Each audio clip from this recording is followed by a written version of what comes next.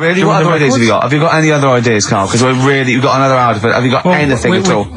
I've got that feature Educating Ricky, which is a bit of a play on words as well. Right? Do you know the film, Steve? Educating Rita. Yeah. I see what you've done. Go on. I'm doing that, and I teach Ricky stuff. What do you teach me, Carl? Well, I've got a few different topics. Go on. Do you know, like how you taught me about Hitler and Che Guevara and Winston Churchill? Mm-hmm. I'm going to come in with topics every week, and this week I've got ghosts. No, hanging bacon is one of the topics. Say that again. Hanging bacon. Hanging bacon. All the titles. Francis Bacon. No, all the titles are sort of named to sort of tease you and get you more interested in it. Hanging bacon. Well, you've certainly intrigued. Go on. What's another title one? Hairy Chinese kid. I'm going to go for that one. If there was a university degree with that title... Yeah, no, I'm going to go for Hairy Chinese Kid, and I think. The final one, Alien gives man a beard. Right. Alien gives man a beard. I am going to burst. Right, listen, Carl, you've got to tell me. Right, let's do it in reverse. No, we're not going to do it now anyway. What do you mean? We've got to do it now. This is the first interesting thing you've said in an hour. Okay, the listeners have just been subjected to rubbish and mistakes and everything for the last 6 months. Please, we've got to do Alien gives man a beard. What is that? Tell us that. Right. Sorry, this is just you telling me something, is it? This feature is you telling me something. Well, teaching you something. Educating Ricky. Huh? So are we playing it now? We're already into this feature. Well into this feature, are we? Yeah, I suppose we are, yeah. Should there not be a jingle or something? Yeah, can we have a jingle? There's no point, because look, I come up with ideas and you dismiss them straight away, so I'm not wasting my time making stuff. Right. If you don't like it. Let's play Educating Ricky. Right. Brilliant. Go. Right. So Ding-a-ling-a-ling-a-ling. Educating Ricky. Right, what are we going for then? Hanging the bacon, Hairy Chinese Kid, Alien gives man a beard. I think Alien gives man a beard. I'd like to do that. Right, there's this fella, I think it happened in America, and he saw a bright light in the sky. And God, if you're bored. And he stood there. This is a true story, is it? Yeah. He stood there. Yes, of course it isn't, Steve. And he saw this bright light and it came closer and closer and it was a UFO, right? Yep. And he looked at it and it disappeared, right? And he gets back in his car. He looks in the mirror. And he looks in the mirror. Yep. He's only got a beard. He hasn't. Are you sure it wasn't someone else who got in the car and he was still standing out there? No, right. What? And it turned out he got home and said to his wife or his girlfriend, it's a bit weird. So I just got out of the car to look at a bright light, and I got back in the car and I grew a beard, and she said, never mind your beard, where have you been for 3 days? And what had happened is... He passed out because he was pissed. No. The UFO had taken him for 3 days. Yeah. But he'd only thought that he'd only looked at it and it went away. Yeah. But what had happened is he took him and he grew a beard because he hasn't had a shave. Right, okay. I mean, was Will Smith or Tommy Lee Jones anything to do with this at all? Did you see this on a video maybe and thought it was an educational film? No, it's from a book that some kind person sent in to me. Here. Can I just ask again, just again, I'm just throwing this right back at you. Do you think there's any other possible answer here? Right? A man is absent for 3 days from home. He's grown a beard. The time that it could take to grow a beard, lest we forget. What if he hadn't actually seen a bright light in the sky? What if he was lying? What if he was lying? He got knocked unconscious. He'd had a car crash. Just lying. No, just lying. Or he was just lying. Yeah, he'd been on a bender, getting pissed for 3 days. And that with was his an mates. excuse to his wife. And they went, Dennis, what are you going to tell your wife? Well, wait a minute. Wait a minute. She's not going to believe I was out with you, lads. Just say you're only away for a minute. No, I wasn't away from it because of the beard. Oh, yeah, look, it looks like you've been out for 3 days. Well, we have. That's exactly. Right, okay, we've got to cover that then. Alien abduction. Great one. Okay, let's try that. Do you see? That's a little scenario there that could have been played. So, when you say educating Ricky, what have I learnt from this? Never listen to you again. That's all I've learnt so far. Never listen to you. Yeah, we'll add a little bit more in here, right? Well, no, what do you mean add a little bit more? We'll add a bit more to this what I'm educating you about. Go on. Right? There's only a law in America that says if you touch a UFO, you're going to get done. Now, why would they make a rule? I don't know do you know, like, all their rules have a code? Carl, I genuinely do not know what you're talking about. Right, do you know like how here they might have... Do you know I what? have no idea. Right, Okay. do you know like over here? I'm listening to Capital and these headphones. I got Foxy on from yesterday. Right, let's bin that. No way, it's great. No, I want to hear about Airy Chinese Kid. Let's play a tune. And Okay, then come play a back with tune, come back with Airy Chinese Play Kid, that- definitely. Some doors. Yeah, I just thought I'd go back, Oh. take it back to the 60s. This is a tune that a friend of mine sent If me. you touch UFO, you get done. Soul Kitchen from the Doors. Shambles today, this. David Bowie, Slow Burn. Yeah. Quite a Eno trilogy Yeah, feel not bad about at it. all, yeah. Lodger Is it and a sort new of tune? low type. Yeah, but yeah. Enjoyable. Now, okay. That's stressful, isn't it? I think we've got things working now. We've had people coming in and out, just shaking their head, going, "Shouldn't have bought that desk." But it's all sorted now, I think. And You notice how it took about 25 minutes for them to come down as well, though? Do you feel like we're maybe quite low in the pecking order in the building? Definitely. You know, it's like Capital First, Capital Gold. They can shoot off to other sort of pirate stations. Yeah. People's car radios, then they come back here. Oh dear. Oh, I had a job at Richard Sounds. Yeah. Light fitting was buzzing. Now, but we've got. Thanks for staying, listening. Right, okay. Educating Ricky. What have we got? Airy Chinese Kid. Go on. Right, yeah. This is the... I didn't want to do this. What do you want to do it? Well, I wanted to give you three, and I gave you one. It was like the alien man gets a beard or whatever. Yeah. And- Which was total rubbish. So this one should be better, maybe. Hairy Chinese kid. Right, well, we've talked about hairy people in the past. True enough. Haven't we? Yeah.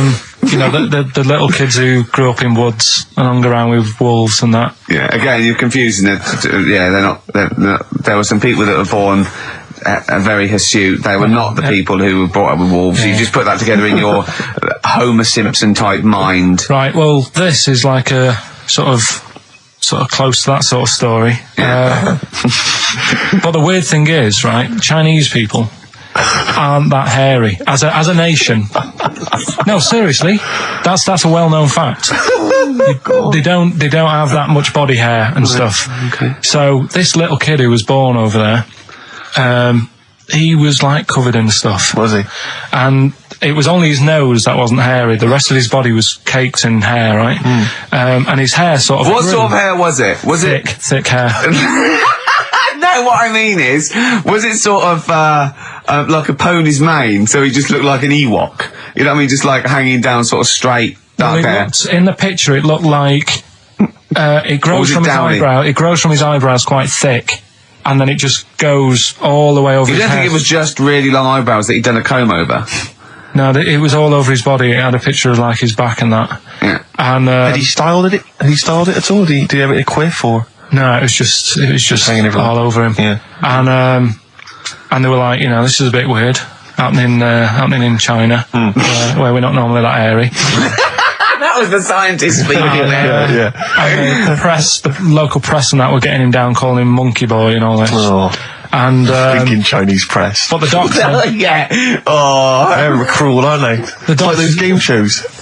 That's Japanese, isn't it? Yeah. That's what. Yeah. and the doctor said, I was Carl talking through all that time while we were just like talking to each other then. Because I turned round and I still saw he was talking. Go So on. anyway, the local press came in to see the hairy boy, the monkey yeah, boy. and they were like being tight, taking the mickey out of him. And the doctor said, Showing him nuts. he's only hairy. Said he's a healthy young kid.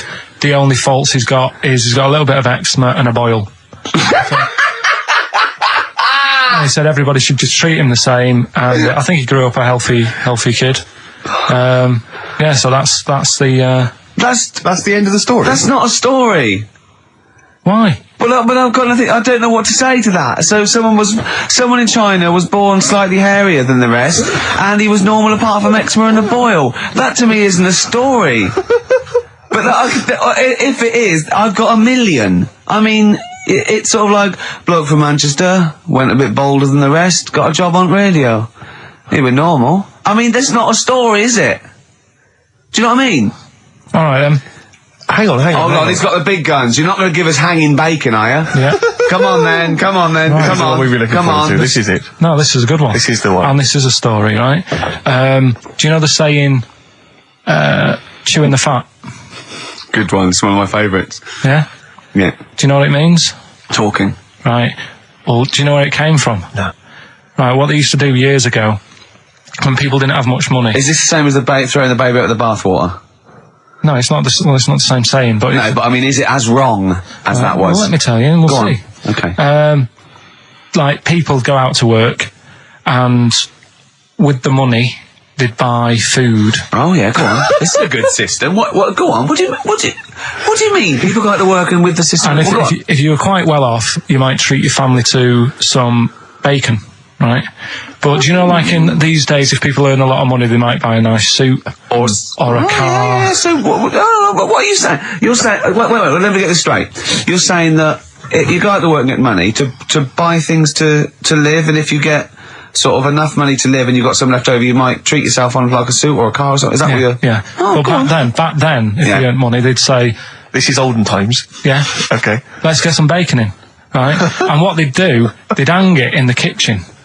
Or to show it off? To show it off to all the neighbours and friends. Because if you had hanging bacon, it was like, he's doing all right for himself. Yeah. Some lovely bacon. So they had loads of bacon hanging up, and people would come round, right? And whilst they stood in the kitchen talking about whatever they're talking about, In olden times. they'd say, do you want a bit of rind? And they'd rip a little bit of rind off, and whilst they're having a chit-chat, Chewing the they'd fat. chew on the rind. Well, I think that's probably true. I haven't heard that, but that one to me sounds true. Do you see the difference between that one and a man was abducted and grew a beard? Can you see the difference in why I accept that story? Different stories for different things. Different stories for different things. So, see, that's a nice story. If it's true, I don't know that it's true. I mean, but it seems totally possible, viable, quite interesting. I won't be quoting that myself until I've verified it. But that's, I won't be telling anyone the bloke got in the car and he had a full-face beard. Why has his car been towed away? Because it was a quiet road. It wasn't in the way. So. Are you filling in the blanks again? That wasn't in the book, was it, that you read? See, that's the thing. Sometimes I think you make up bits of the story as though they were fact. That doesn't seem right. Well, that's all you can do, innit? So that's educating Ricky. Will we Brilliant. do that next week? That is brilliant. No, I think that was good. I did. I mean, I enjoyed that. I learned something from that. I mean, I want to get this is all from one book, is it? Yeah. That's an interesting book. With the, I don't want to dwell on it, but with the hairy Chinese kid, what did they say about that? What was the, was it once there was born a kid who was slightly more hairy than everyone else, but yeah, it's all right. He only had a boil. Oh, how did they word it? How did this capture your imagination? It was a picture that grabbed me first of all. Yeah. Sure. And it was like, God, what's up with him? And that's when I read it. Did you see the boil and the eczema or just the hair? No, you see, because his face is like, just under his eyes is sort of nice and smooth, and his nose is sticking out, and that's not hairy. But the rest of him, it looked like he had the sort of a balaclava on or something. And then I read on, and it's like, this was a hairy kid in China. Yeah. So. Yeah. Okay, good. Anything else in there? Because, I like that. We'll do more of that next week. How is that alongside, hanging bacon, alien abduction, a hairy Chinese kid, and, a little interesting fact about the derivation of a phrase? What do you mean? He didn't understand a word of that. I knew the word derivation was going to cause problems. I thought derivation shouldn't have come out.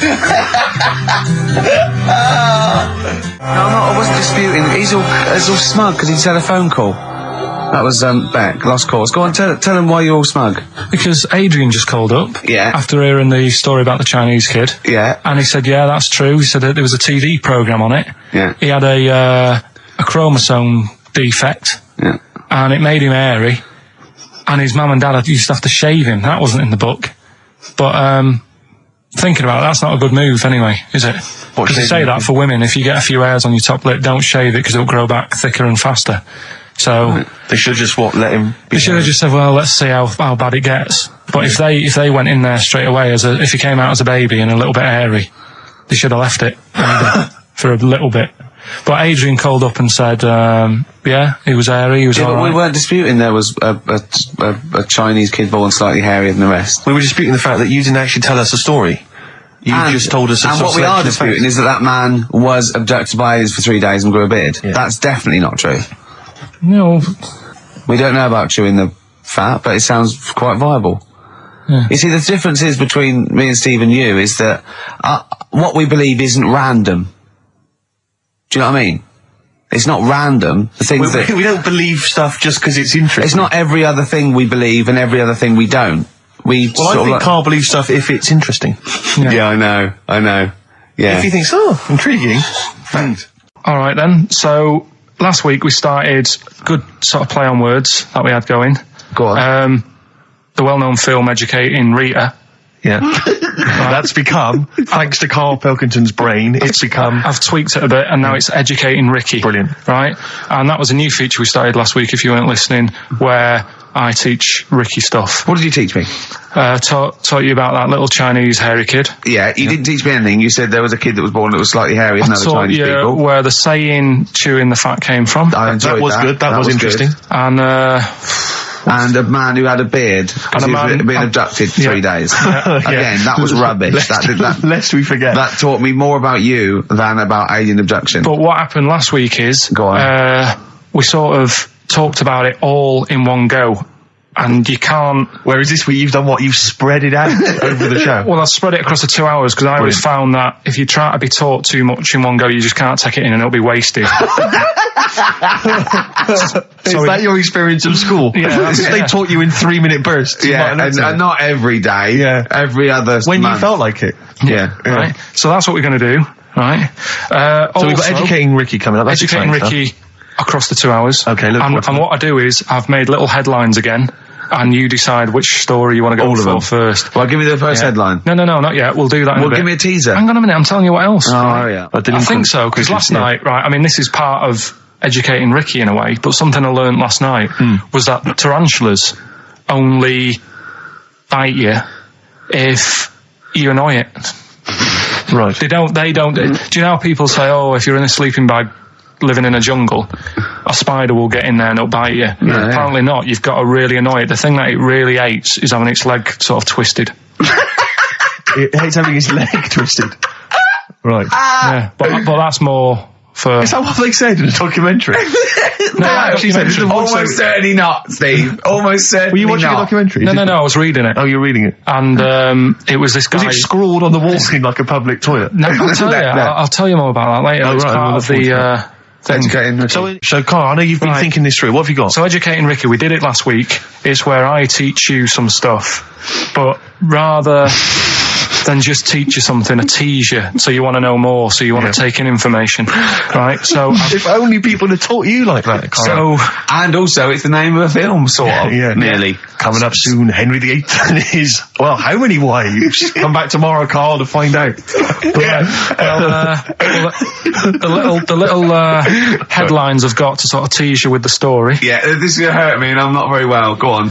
Right, we've got So this is what? Sorry, I've just got lost for a minute there. It's Educating Ricky. This is Educating Ricky, Yeah. and these are the stories that these are the things you're going to tell him. yeah. But these are just headline versions. These are headlines. This is not because the actual fact. Then I think people will remember things. Okay, all right. So you do know what I mean? sort of bullet points. Who can forget hairy Chinese boy? Indeed, I shall never forget that. Yeah.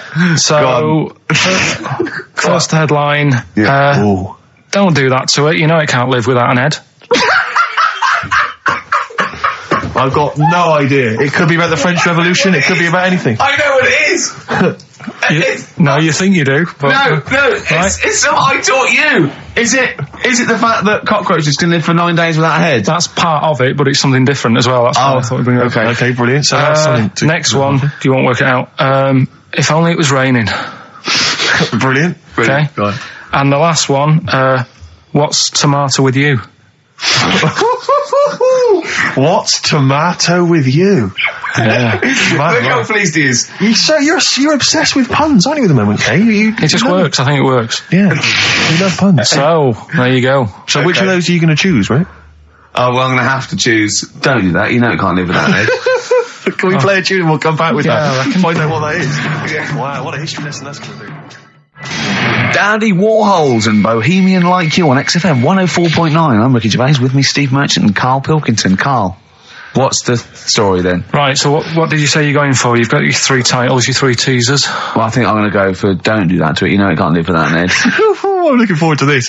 Right. Right. So this is Educating Ricky, for those that have just tuned in. Now, something that Ricky told me about when he was educating me was that a cockroach, if you cut its head off, it lives for a week. Yeah. Right? And the only reason it dies is it can't take on water. Sure. It doesn't have a great time in that week, though, does it? I mean, it doesn't get much done, I don't imagine. It just needs water, and because it can't find any, like its eyes, it eventually dies. Yeah. Right? No. So what? No, it's not. That's not. It's Anyway. You can't drink. Anyway. So have you heard that one about worms? Okay. I have. Go on. If you cut a worm in half, a lot of people have said in the past that it'll turn into 2 worms. Right. But that isn't actually true. Okay. Who said that? No, it used to be like, kids at school said it on, kids at school and stuff. So that, a lot of people think that. Don't pick him up on stuff, Steve. It's bad enough. Sure. So, but what they can do, if you get a worm, right, and you find out which end its head's at. Right. If you you've got its head there at the left-hand side, right, and if you sort of cut it in half, right, but not in half, so there's more of its neck than the tail, if you know what I mean. Yeah. The bit that you've cut off will sort of die, and the rest of the worm will get better. So in a way, you can cut it in half, and it'll survive, but only one half will survive. Okay. Yeah? What have you learned there? I wish you hadn't chosen that one. I know, because it's nothing, is it? Yeah. You know that joke, how would you tell a worm's head from its eye? You put it in a bowl of flour and wait till it farts. Yes. Right? I told my mate that, right, and he went, what if it coughs? Yeah? Yeah. So, there is a bit of truth in that myth of cutting one in half. Where did you get this information? I don't understand where you get this information That was from the Fortean Times. It was like the myth about worms. Yeah. That was the big article that week. Did it take you as long to read that article as it took you to tell us just then? I like the fact that it starts off debunking a myth that we hadn't heard of anyway. Exactly. You know the big thing about cutting a worm in half and making 2 worms? No. Yeah. What's the other one? It's not the thing to do either, by the way. Don't go doing it. No. It's not very nice. It's cruel. But it can get by. And it's pointless. Yeah. There's no scientific worth in that. Well, there you go. Okay then. So the others now, you see what I do. No, I'll tell you the other titles. You're not having them yet. That's the whole idea of this. People will be driving or about to go out doing the shopping. They'll think about that now. What was the other 2? Well, the other 2 They won't think about that. They've forgotten that. No, they will. No, they've forgotten that already. If Only It Was Raining and What's Tomato With You. Right, I'm looking forward to that one. No, you've got to tell me Tomato With You. Look what's happening. You see, you already want more education. And this is what listeners will be doing. I tell you, I wish you were a teacher. I so wish you were a teacher. Do you know what I mean? Kids would be saying, I know it's 3:30, but I don't want to go home, I want more. Yeah. And that's what I'm doing with you. I'm teaching you. Why are you teaching me things about not to cut worms in half and what's tomato with you? Please tell me what's tomato with you, Carl. In a bit. Okay. Educating Ricky, we got 2 left, don't we? I'm looking forward to We've still got 2 more. We've still got If Only It Was Raining and What's Tomato With You. Coldplay, the scientist on XFM 104.9. Right, competition, isn't it? No, it's Educating Ricky Part 2. Oh, is it? Yep. I wasn't even listening. He's doing all the work, I wasn't even listening. I want to spill some water down that. Right, what's this one again then? Right. What's the teaser headline? Teaser headline is What's Tomato With You? Brilliant. Yeah? Go on in. How excited were you when you came up with that? You couldn't wait to come in and tell us, could you? I think it's a good one because you won't forget it now, will you? I mean, like the worm one. What's so special about the worm? A lot of people think that if you cut a worm in half, 2 worms will grow, but no. What happens is if you cut the head end slightly nearer the tail than the head, the tail will die, but the worm with the head will be okay. So, it's exploded a myth and taught me something. Right, so the second one, part 2 of Educating Ricky. What's Tomato With You? Yeah. What this one's about is, ages ago. It's scientific. There's never a date. There's never a country, a location. Okay, settle down, children. This is A-level history. Right. Once upon a time. Yeah. When a mental place with swords was a king, forget his name, but he was a loony. So, and it was literally ages ago. Yeah. So, good luck in the exam. Yeah. Right. So, alright, many years ago. Oh, yeah, cleared that up. They thought tomatoes were poisonous. Right? Okay. Because what Hold on, are they going to be proved wrong at the end of this story? Well, Because I don't want to give away the ending, but is it something to do with the... Are they poisonous tomatoes? no. Oh, you're having a laugh. I don't believe it. But, Go on, but go on. They could have been eating tomatoes all this time. Oh, Steve, what's the matter with you anyway? Okay, so hang on a minute. What's the Let's just matter with you? recap quickly. Many years ago, Yeah. when people thought tomatoes were poisonous. Yeah. Go on, yeah. Yeah. Well, they didn't know they were poisonous then because they were still eating them. But what was happening? Well, they're not. was- But they're not poisonous. But hang on a minute. All right. And it's not. I'm just going to listen. I'm not even Okay, going to yeah, talk. no, okay, I'm not going to tackle it So, anymore. if you remember, years ago they didn't have like pottery plates. they had lead plates, right? What are you talking Just let him talk. Sorry, what year is this? Let him talk. Come on. Plates made out of lead, and Right. what they'd end up doing, they'd say, right, do you want a tomato? And they'd go, yeah, all right. And they'd put the tomato on the lead plate and cut it. And because of the acid in the tomato, right, it would sort of make the lead runny, and the lead would go into the tomato, and they'd say, oh, it's lovely this, and they'd be eating it. They'd get food poisoning, lead poisoning, what have you, and they'd be really ill. So they thought tomatoes were poisonous, so they didn't eat them for many years. And when then you say someone they, do you this mean didn't the happen. people of Narnia? Yeah, this didn't happen. Where was Carl. this happening? Sort of in Britain and that. You put him on the spot there. Oh, I hope there's no uppity pupils at this school when they go, what do you mean, sir? Oh, if you're going to... Oh, I'm fed up with you. Do you understand? No. So the No, you've got... No, right, okay, first of all, Carl, where'd you get this information from? Where did 14 they get times that? as well? Do you know? You can't remember. I don't know where I got that from. I don't know where I got it from. But why don't you think that makes sense? But what? Someone once got lead poisoning from a tomato. Not just one, loads, and then all of a sudden.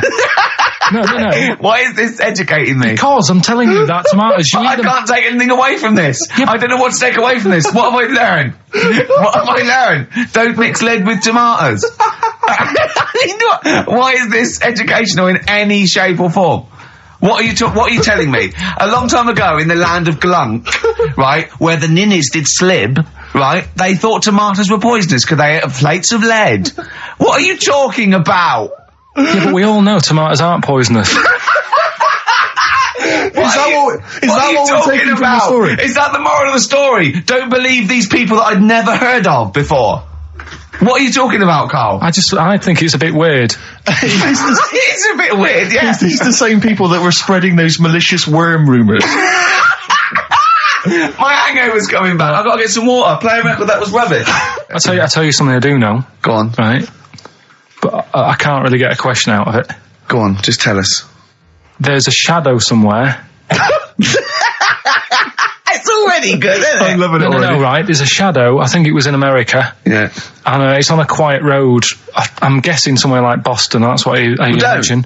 Okay. Right. No. Somewhere like Boston. And people at night used to see this shadow moving about. And they'd go, what's that? Right. And it got known, the little local town got known for this shadow, but it didn't cause any problems. What are you talking about? was like- You've lost me. What are you talking No, about? do you know like some places get famous, like Scotland's got the Loch Ness Monster and that, but it doesn't cause go on, any. yeah. But it doesn't cause any problems. It doesn't exist, go on. Right, so there's this shadow walking about on the road. What do you mean? No, what's he again? Rubbish. Right, so he's walking Nonsense. about. Where did you read this? Where did you He's see walking this? about. This was on the internet, and Oh, I'm sure. sorry. Sorry. I thought it was shite. I didn't know it was on the internet. Right, so this shadow is moving about, and Independently of an object. yeah, and the local mayor and that is like, yeah, it's a bit weird, but it's not harming anyone. The mayor involved. Was he elected to that post? Hey, Mayor, we got a problem down here. Seems like a shadow. Well, it's not causing any. No, it's Is just it causing any problems? Yeah, go on. But that's the thing. It was left for years, and then it did start causing problems.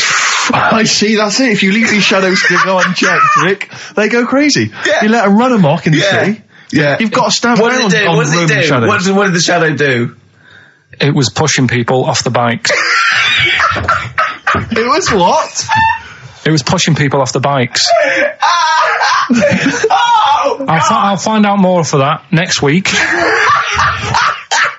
Right? That'll tease Oh, them. you're a maniac! We'll do more on that. We haven't had time for Please educating. never have children. Right, listen. You are Just a promise me maniac. now you'll never have kids.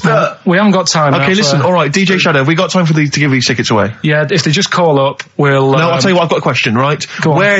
Where does Carl think this may have taken place? If you've been listening to the show, where do you think this evil shadow has been running amok? Let us know. The number, Carl?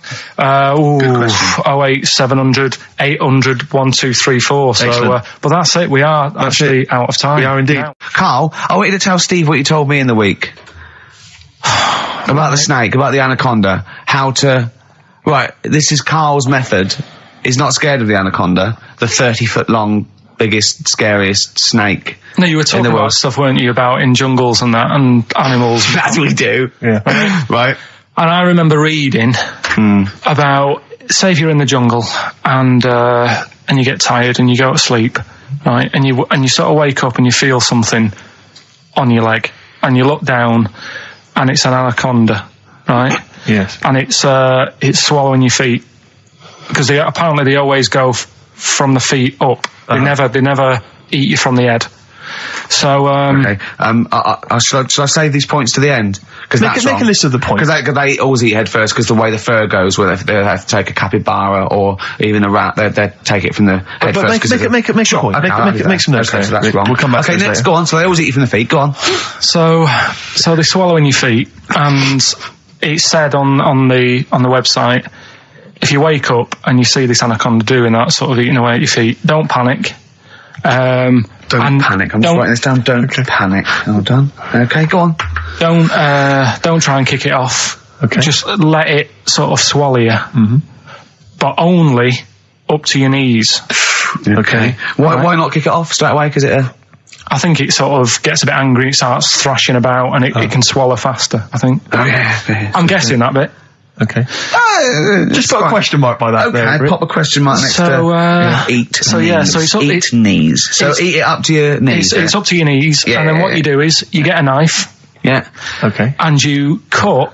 And how do you get a knife? Do you walk over to the kitchen? I was or- going to pop over, get knife. Where's that coming from? Get Well, from you the knife. always have a knife. Always have a knife, of course you do. Always have a- Otherwise you're a fool. Always have a knife, okay? Well, come on. Yeah. If you're going to go into a jungle, Always have a knife. Okay. Always have a knife, yeah. simple. Could I just suggest something? You know, suppose you're wearing combat trousers, and the knife is actually in the trousers by the knee, the sort of pocket by the knee. What happens then? I suppose you could still reach in into the mouth, couldn't you? So anyway, you've got a knife. Let's say you've got a knife. Let's say you've fallen asleep. The anaconda's chewing your feet. You let it eat up to the knees. You've got a knife. What do you do then, Carl? Right. So it's up to your knees, and what you do, you get your knife that you got out of your pocket earlier, and you cut it at the mouth, right? Do you know, like either side of the lips? Right. So you're sort of cutting it in half. Right, like a Chelsea smile. And it can't, yeah, that's right. Yeah. It can't do anything. It wasn't ready for that. It can't move about because it's got, like, your legs in its mouth. Uh-huh. And peel it off and walk away. Okay. My main point really is this, Carl. Never will an anaconda or any constrictor, python, boa constrictor, just start eating a sleeping man. He will crush you to death first. That's why they're called constrictors. They're not called gobblers, are they? Or holy swallowers. They're called constrictors.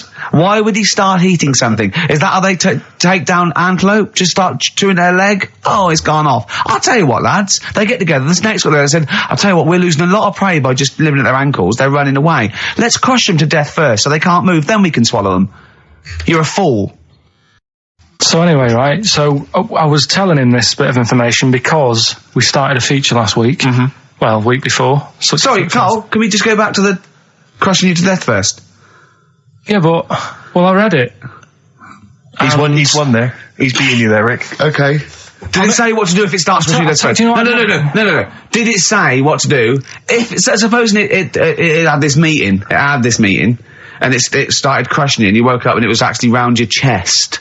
And every time you tried to take a breath and breathed out a little bit, it just tightened its grip because it can feel that. What'd you do then? You sort of tighten yourself up anyway, because I've read about that. Yeah. If one does start wrapping it around you, you sort of make yourself into a ball, first of all. and it'll wrap around you, but it's all right because you're protecting your lungs, so it can't crush you.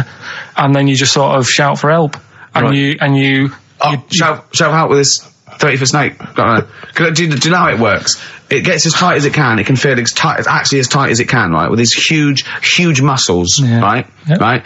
When you leave a bit of breath out, it tightens again. You won't be that out of breath. You haven't been running anywhere, so you can just go. What? And when do you get the new mouthful of oxygen? Just breathe very slowly, like you do. How? Do you know what breathing is? Do you know what breathing is? It's extending your rib cage, right, intercostal muscles between the ribs, contract like that, okay, making the rib cage expand, which pulls air in through. It's like a bellow. That you can't just breathe via the mind. It's a physical process. It's your rib cage. Well, maybe I'm special, but I can do little breaths without my ribcage. Play a record, Steve. Yeah, you're special. Play a record. No. You can't take little breaths without moving your ribcage. Can I just give you the titles, because we're running out of time? We've got a competition to do. Okay, all right. Let's just leave the anaconda discussion. Why don't you agree to disagree, and we'll see who survives if you crash land in the jungle. Right. So, what is this? What are you doing now? This is educating Ricky. Right? Oh, good. I'm going to look forward to this. 3 topics that I teach you every week. Yeah. Now, obviously, I should just remind people, you normally summarise each of these in a kind of bullet point heading, which you tease us with. So what have you reduced them to this week? Right, we've got Stocking, Aitken and Waterman. Stocking, Aitken and Waterman. Good. Yeah. What else have we got? We've also got, what else is it? It's not his vault. Yeah? It's not what? It's not his vault. Okay. Yeah? And we've also got Get a Lobe of This. Get a lobe of this? Yeah. Carl, they're genius. Rick, are we choosing one of these after New Order? Foo Fighters and All My Life on XFM 104.9. I'm Ricky Gervais, with me, Stephen Merchant and Karl Pilkington. So, just before we do educating Ricky, this is where Karl thinks he can give me something of interest and teach me something to take away. Last week I found out that somewhere in a strange land people thought tomatoes were poisonous because they ate them with lead. Things like that. What was the other one you told me? What else was it last week? Bit of worms. Cut me off. Yeah. Oh, I sent him a text message. I was on the train, a bit bored, and I read in, I think it was Metro, scientists have found out that worms get stressed, and they found out that the fat ones didn't live as long. And when they checked the thin ones that lived longer, they found out they had a gene for de-stressing them. Right? Karl, do you remember what you said? No. He went, well, that's stupid, isn't it? He said, did these other ones die of natural causes? I went, yeah. He went, all right. Because it could be that the fat ones couldn't get off the pavement quick enough and got squashed. So maybe the scientists go, yeah, we didn't. Yeah, they come to think of it, they were flat as well as fat. I think the reason that the worms are getting stressed is because people like Karl are cutting them in half to try and make 2 snakes. Yeah. Yeah. Two worms. Well, yeah. well. That's the concern. He said they can't even commit suicide if they're stressed by cutting their throat. I also sent what I thought was quite interesting, that the scientists have found that the elephant hasn't got the best memory. The sea lion has, based on they've got a sea lion and they got it back into the old laboratory. 10 years after it taught it a simple trick, and it could still do the trick. What did you say to that, Karl? I'd say they don't get up to much anyway, so if you do teach it something, it is going to remember it. Sure. Because it's got nothing else to do. Yeah. And then it also, I mean, I like sea lions, they look nice and everything, but what do they do? What was that? Sea lions? Yeah, what are they here for? It's another jellyfish, as far as I'm concerned. It's like, it's there and people know about them, but what do they do? Yeah. What do we do? What do we do, Karl? Well, what do we do? A cat, first, Steve said, is good for your heart. So why is it all geared to what's good for us? Well. Anyway. Educating Ricky. Good, we've settled that then. Go on. The titles that are meant to sort of pull you in. Yeah. We've got, what was it? Stocking, Aitken and Waterman. Yeah. You've got It's Not His Vault. And Get a Lobe of This. Get a load of this. So, which pun do I pick first? I think I'll go for Get a Lobe of This. Get a Lobe of This. Yeah, Get a Lobe of This, yeah. Well, that's a story about a girl who she was deaf, right, for 4 years, and It happened quite a bit back this. What year? Or was it? I think it was ages ago, was it? Quite a bit back. She was deaf for about 4 years. Having an argument with her mum, it said, which I didn't quite understand, because I don't know how they do that. Yeah. But she was having an argument, and a man pushed her against the wall, and she banged her head, and her hearing came back. Okay. Was she wearing a Walkman and it fell out? And she'd realised, there's no explanation. There's no explanation. Well, why is that teaching me something then? So I knew you'd say this, right? So I thought, right, I'll stick something on it. Do you know that bees are deaf? No, you can't just, no. If you ask someone something they don't know the answer to, they don't tell you something else. I'll tell you something else then. I can't answer that, I'll tell you something else. Imagine that, if you asked a teacher. Look, how do birds fly? Wow, if you're going to do that, tallest building is, I mean, what? Well, that was the equivalent, Carl, of running away when we asked you a question. Yeah, the intellectual equivalent. Look over there, there's a monster. Yeah. Listen, what do you mean? What she, okay, so, So her hearing there's no came back. explanation. There's no explanation. Or you don't know. well, there isn't one, is there, really? It's a bit What, weird. did the only did thing the doctors not look into it? No, I think they just said, oh, that's good. So again, I don't. Where did this information go? Is that if you read this on the net? Is that all they put on There the was net? once a deaf woman who hit her head and she And her could hear. hearing came back. It was bizarre things about being deaf. Was there And- three I've got that book. Yeah, it's a good book. That Was there three more pages you just couldn't be bothered to read on? Yeah. No, it was just a little bit. And it Was there a said- little picture, a cartoon picture? No pictures, I just We read going, it. ow. Look, ow, if I you don't can want to hear. know, if you don't want to learn, you know. Yeah. Okay. It's not his fault. Let me have it's not his fault. You got to save this. This has got to teach me something. It'll be an interesting story. Right, it's not his vault. This fella, Yeah. What year? Ages ago? Olden times. I'd say in the 70s. Okay. Would you? Any evidence for that? And, Does he wear flares in the story? right, Is that it's- your reason? no, it's a bit like Yuri Geller, this fella, right? Where he's electric. He's electric. And, if he walks past the telly would fizz. If he walked past the radio, it all goes like that. Ooh. His hair stuck up all the time. And he'd be having a bath and everything would be alright, and then the power would sort of switch on in his body, and the electric in his body made him jump out of the bath. So... What do you mean so? What is that so? What does that so mean? You've given us nothing. You've given us nothing. You'd have to at least give us the scientific explanation. Yeah. Electric eels have 400 volts in them. Oh, is this the running away again?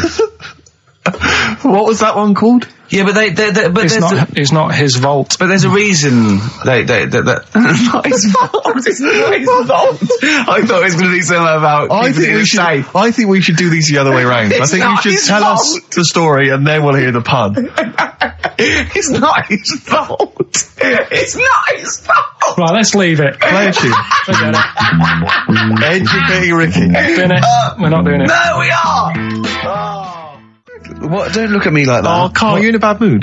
The coral, I'm all right. dreaming of you. Right, do the last one. Carl's saying we're never doing this again because we don't appreciate it. Yeah, Carl, you don't know how good this feature is, mate. Right, last one. Yeah. Stocking, Aitken and Waterman. Go on and tell me about that one. What's that? What am I going to learn from this? Right, well, do you know the saying, put a sock in it? I like it already. Do you know the saying? Yeah. Right, well, do you know where it comes from? I assume it's shut up, so I'll stuff your mouth with a sock to shut you up. Years ago. Yeah. Sorry, am I right? No, not really. Ages ago. 1970s? 50s, Okay. I'd say. Do you know the old... I'd say. do you know the old gramophone? Yeah. With the big horn on it? Yep. Yeah. Right, well, those stereos didn't have a volume control on them. Right? So they'd be listening Oh, to so you the put a album, sock in the... and you'd mute. put something like a sock. That's a real one, you see. That's taught me something. That's good. That's excellent, Carl. That is the only one that counts, like chewing the fat, if they're true. I'm assuming they are. It works. It's of interest. I haven't got it verified yet, but that is educating Ricky. That's brilliant. I will say the other two were more entertaining. So, you know, Do you understand the distinction, though, between that one and Electrical Man? and, or I've hit my head, I can hear you, Mum. Yeah. Can you see the difference, though? Or Not really, because when I read all three, I took something away from all of them. What did you take away from the Electrical Man? I just thought, imagine that. Imagine how annoying that would be. But that's not education, is And it? it's not taking anything away. Think about it, right? We take our lives for granted all the time, don't you? You get up in the morning, it's like, I'll get up and walk for a shower. Some people can't walk, right? Yeah. This guy, he can't even have you know what I mean? It's nice to have a bath, isn't it, when you got time on your hands and you can relax. This guy can't even do that. He might be alright for a bit, but he's not really enjoying it, because at any moment, it could strike. Yeah. So he can't even do that. He can't comb his hair because it keeps going a mess. Yeah. He can't watch his Nor can you. No, he can't. Does he fight crime? What does he do with his powers? I think he just has to sit around, because he can't work with machinery. Right. Because he'll probably blow a fuse. Yeah, so he just sits around. Think about it. What can he do? What normal things can he do? Skateboarding. Going for long walks. Yeah. Put a wetsuit on. Well, he couldn't do that. Why? Water and electric. No, wetsuits aren't actually wet. They're dry initially. Just put a whole wetsuit on and walk round with flippers and A rub the wetsuit's top. not like a dinner jacket that's like really wet. Well, all I'm saying is think. Do you know what I mean? Oh, okay. And what was the other one The again? girl deaf, 4 years hits her head. Yeah. That's just... What have you learned from that? What is that? Well, imagine how happy you'd be. Remember that time when I nearly died when I choked on a Mr. Freeze pop? Right? No, tell us that one again. No, I told you, didn't I? Tell us again. Yeah, but the people will remember it, and then it's... They weren't listening. Go on. What happened? It was ages ago when my mum and dad used to go out shopping on a Friday. 1970s? Get the food in. get a week's load of food in the cupboard and that, and we'd, they'd come in with all the food, and we'd all be like, oh God, there's no food left on a Thursday really, so we'd all be hungry on the Friday by the time the food got in. I love that. And That I'd they be wouldn't like- eat it. I imagine him like jackal puppies. Yeah. Just like licking your parents' mouth for food as they come through the door. So they come in from the supermarket, they're emptying the box. Our kid had got some biscuits and what have you. Frenzy, just a feeding frenzy, like pigeons. I grabbed the Mr. Freeze pop and knocked it back really quick, but it wasn't frozen, so I knocked it back so it was like a liquid, and it went down the wrong way, right, and I was choking, right, and I nearly died. It must have been about, how long can you go before you die? A couple of minutes to do Right, it. I reckon about a minute 50.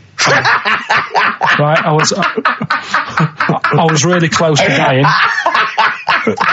How do you know you were close to dying? Did your life flash before you? No, but I just was like... There's loads of instances of him eating pops. Yeah, exactly. I just was dead. 40 of those. Whatever, right? What do anyway. you think you'd see if your life flashed past you? What do you think, which elements would stand out for you, do you think? Start now, go back. What do you remember? What's the first thing you remember? As a kid? Yeah, just anything Right, now. being in the hall and having our dog licking my face. That's your earliest memory? Yeah. Okay, what's the next one? Right, next one's probably being at primary school with Lindsay. Yeah. Was that your girlfriend? Well, a little friend who was a girl. Sure. And we used to have like tins with letters in, and you'd have to write stuff. But anyway, what were we doing? I got confused. Right, so anyway, I'm intrigued by the dog that was licking your face. well, bin that. Can we work with that? No, it's a great Rockbusters. feature. I just think you need to be a little bit more careful about what you consider to be education. Go on, All funny. right, I all fell right. over. All right, well, We'll work on it next week. Play a tune, and what have you got for us? Because we've got a big competition. We've Come got on. to do the competition. We've only got 25 Yeah, well, come on minutes. then, Don't worry quick about then. it, Carl. Do Play a something, tune. play We'll a come back with tune. Rockbusters. What are we playing? Let's play a bit of Tupac. Oh, that's what I'm coming out to, isn't it? The fight. Exactly. Yeah. Imagine it. Whack it up, whack it up. Right, okay, let's get this show well and truly on the road. We better start educating Ricky next. Carl, what have you got for me? I can't wait for learning. I need learning. I need education. We should just Teach me explain, something. obviously, for those that have just tuned in, Carl tries to teach Ricky 3 things each week. Based on the pun title. And yeah, each of them, just to tantalise Ricky, is abbreviated into some kind of headline. a cryptic clue involving a pun. So what have you got for us this week? They are really cryptic this week. Okay. Yeah. First story, little headline, is don't worry about him, he can handle it. He can handle it. Yeah. Sounds a bit like he can handle it, but it's not. Brilliant. Second one. Get a lobe of Get a lobe of this. Some classics. Who can forget? Get a load of this. Coming soon. And stocking Aitken Waterman. Go on. Second one. Yeah. I'm committed to this treatment. I'm committed to this treatment. Yeah. All right, tantalising. Yeah. And the last one, the police are causing a bit of a stir. The way he looks when he says it. I wish we could see. Can't we get Karl on telly? There's got to be a way. We cannot. With all the cable channels, anyone can get on telly these days. Let's phone up. Let's get you on Choice or something. Just Karl. What are you going for? Oh, he can handle it, I think. Don't worry about him. He candle it. He candle it. Okay, let's hear this one. Right, are you familiar with the phrase "burning the candle at both ends"? Yeah. Do you know how it's come about? I know a man who does. I assumed that it was to get more light in the room. How would that work? Well, they'd put it sideways and light both wicks, so out of one candle they could get two. No, go on. No, what it is... It means you're doing too much, you're staying up too much, Right. you're not getting enough sleep, and you're... Well, years ago, Yeah. when they didn't have light bulbs and that. Oh yeah, what year is this? Literally ages ago, specifically. Yeah, quite a bit back. Okay. Didn't have light bulbs and that, so they used to have candles When in did the light bulb come in? Because I can't remember at the moment. don't know. Okay, go on. So, yeah, so they've got a light bulb. You wouldn't know. You're a doctor. You're not a historian. Go on. And people who worked a lot of hours, yeah, How many? Literally lots. they get up early in the morning because they have to be up early. Yeah. And it's dark outside, so they'd light the candle. Sure. And they'd wear it out a bit, and then they'd be getting in late as well. Yeah. And they'd be like, oh, it's dark, I'll have to light the candle again. And they're burning candle at both ends of the day. So that's where the saying comes from, burning the candle at both ends. So, All right. that's a little lesson. Yeah. Lesson one. Okay. Can I have? No, you can't have You another can't one rush yet. into them, Rick. You've got to. I've got to soak in that. You've got to soak that one in. Any questions for Karl off the back of that? What do you think? So people were. I mean, basically, where this comes from is people were Literally burning the candle at both ends of the day. Sure. There you go. So we've still got. Go on. I'm committed to this treatment. And I can't wait. This is like Christmas Rick, I Eve for should me. just say- It's like Christmas. I've got to open another present now. No, I'm afraid we've got to save it. Rick, Raw Nirvana. amazing. We were just talking. We were getting excited about that. Yeah, weren't we? got an incredible Brilliant. voice he has. And Grohl drumming it's brilliant. You know, you're right. The new one from Nirvana. Well, it's time for Educating Ricky Part 2, isn't it? I'm excited, Karl. I'm going to learn so much from this. What's the choices again? What Right, you've got left. Still keep phoning your answers to Email. Sorry, yeah. The answers to Rockbusters. Yeah. Right. Okay. Educating Ricky Part 2. Right. I'm committed to this treatment. Yeah. Is one. I've got to go for that one. Yeah. Yeah. Or the other one is the police are causing a bit of a stir. He still says it like it's the best thing he's ever come up with, which in a way is. It could be. Right. Go on then. I'm committed to this treatment. Right. Do you know the saying? Is it just sayings now? Are they all sayings? This No, they're not. Okay. No, the other one isn't. Frog in your throat. The saying "there's a frog in your throat." Yeah. I assume it's when you croak a little bit. You sound like a frog. No. Right. Might seem a bit weird, this one. Right. But years ago. Oh yeah. Sorry. Well, what is that clue? Committed to this treatment. It's about frogs Kermitted.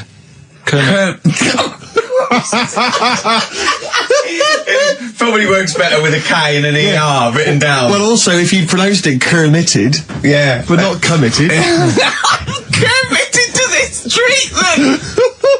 Right, go on then. That's genius. So yeah. For what? You go to the doctors and you go with throat hurting a bit. Right. And what they did ages ago. Ages ago. What year was this approximately? We are going back quite a bit with this one. Oh, okay. Go on. And the doctor would say. Did history. Imagine years ago. Go on. And the doctor would say, right, keep your mouth open and you need to look at your tonsils. And the jaw would ache a bit because they weren't as quick back then because they didn't have the technology and stuff, and they'd have to stare at it and study it and stuff. And they get an achy jaw, right? Keeping their mouth open. Yeah, you get, Yeah. you get a Mars bar or whatever. So they'd sat there and they used to always close their mouth, and it used to annoy the doctor. Right? Oh. So what they did, they used to get a toad, right, and put it in the mouth. Rubbish. Okay, keep talking. Keep talking. And that way they couldn't close their mouth because either they'd squash it, right, or apparently you're not allowed to lick a toad's back. So the doctor would have them for breaking the law? No, but it's poisonous, right? A toad's back. You should never lick a toad's back. Or put it in your mouth, really. Oh, just stop for a second. Wait. What? Can I just ask one question? Go on, ask one question. I've got a few, but go on. Sure. My initial thought is, it sounds like a brilliant bit of sort of medical knowledge there. It's a great idea. Yeah. My only thought is, how does the doctor see past the toad? Yeah. Your tonsils? What's he actually looking at with the mouth open? Surely the toad is in the way. Hopping around in the way? It didn't say. Sorry, and my first question is, was this on the internet? Yeah. Yeah, okay. Carl, that is bollocks. That is, I mean... Well, alright then. Let's turn this round. Where does the saying, you got a frog in your throat come from? Probably because you sound a bit croaky. Probably that. Probably because you sound a little bit like a frog when you've got a sore throat. Carl, did you not question it just for a moment when you read it? Just for a second, didn't you think that seems an odd approach? Firstly, why a frog of all the different species? Because it's poisonous. A toad. So it's a toad as well.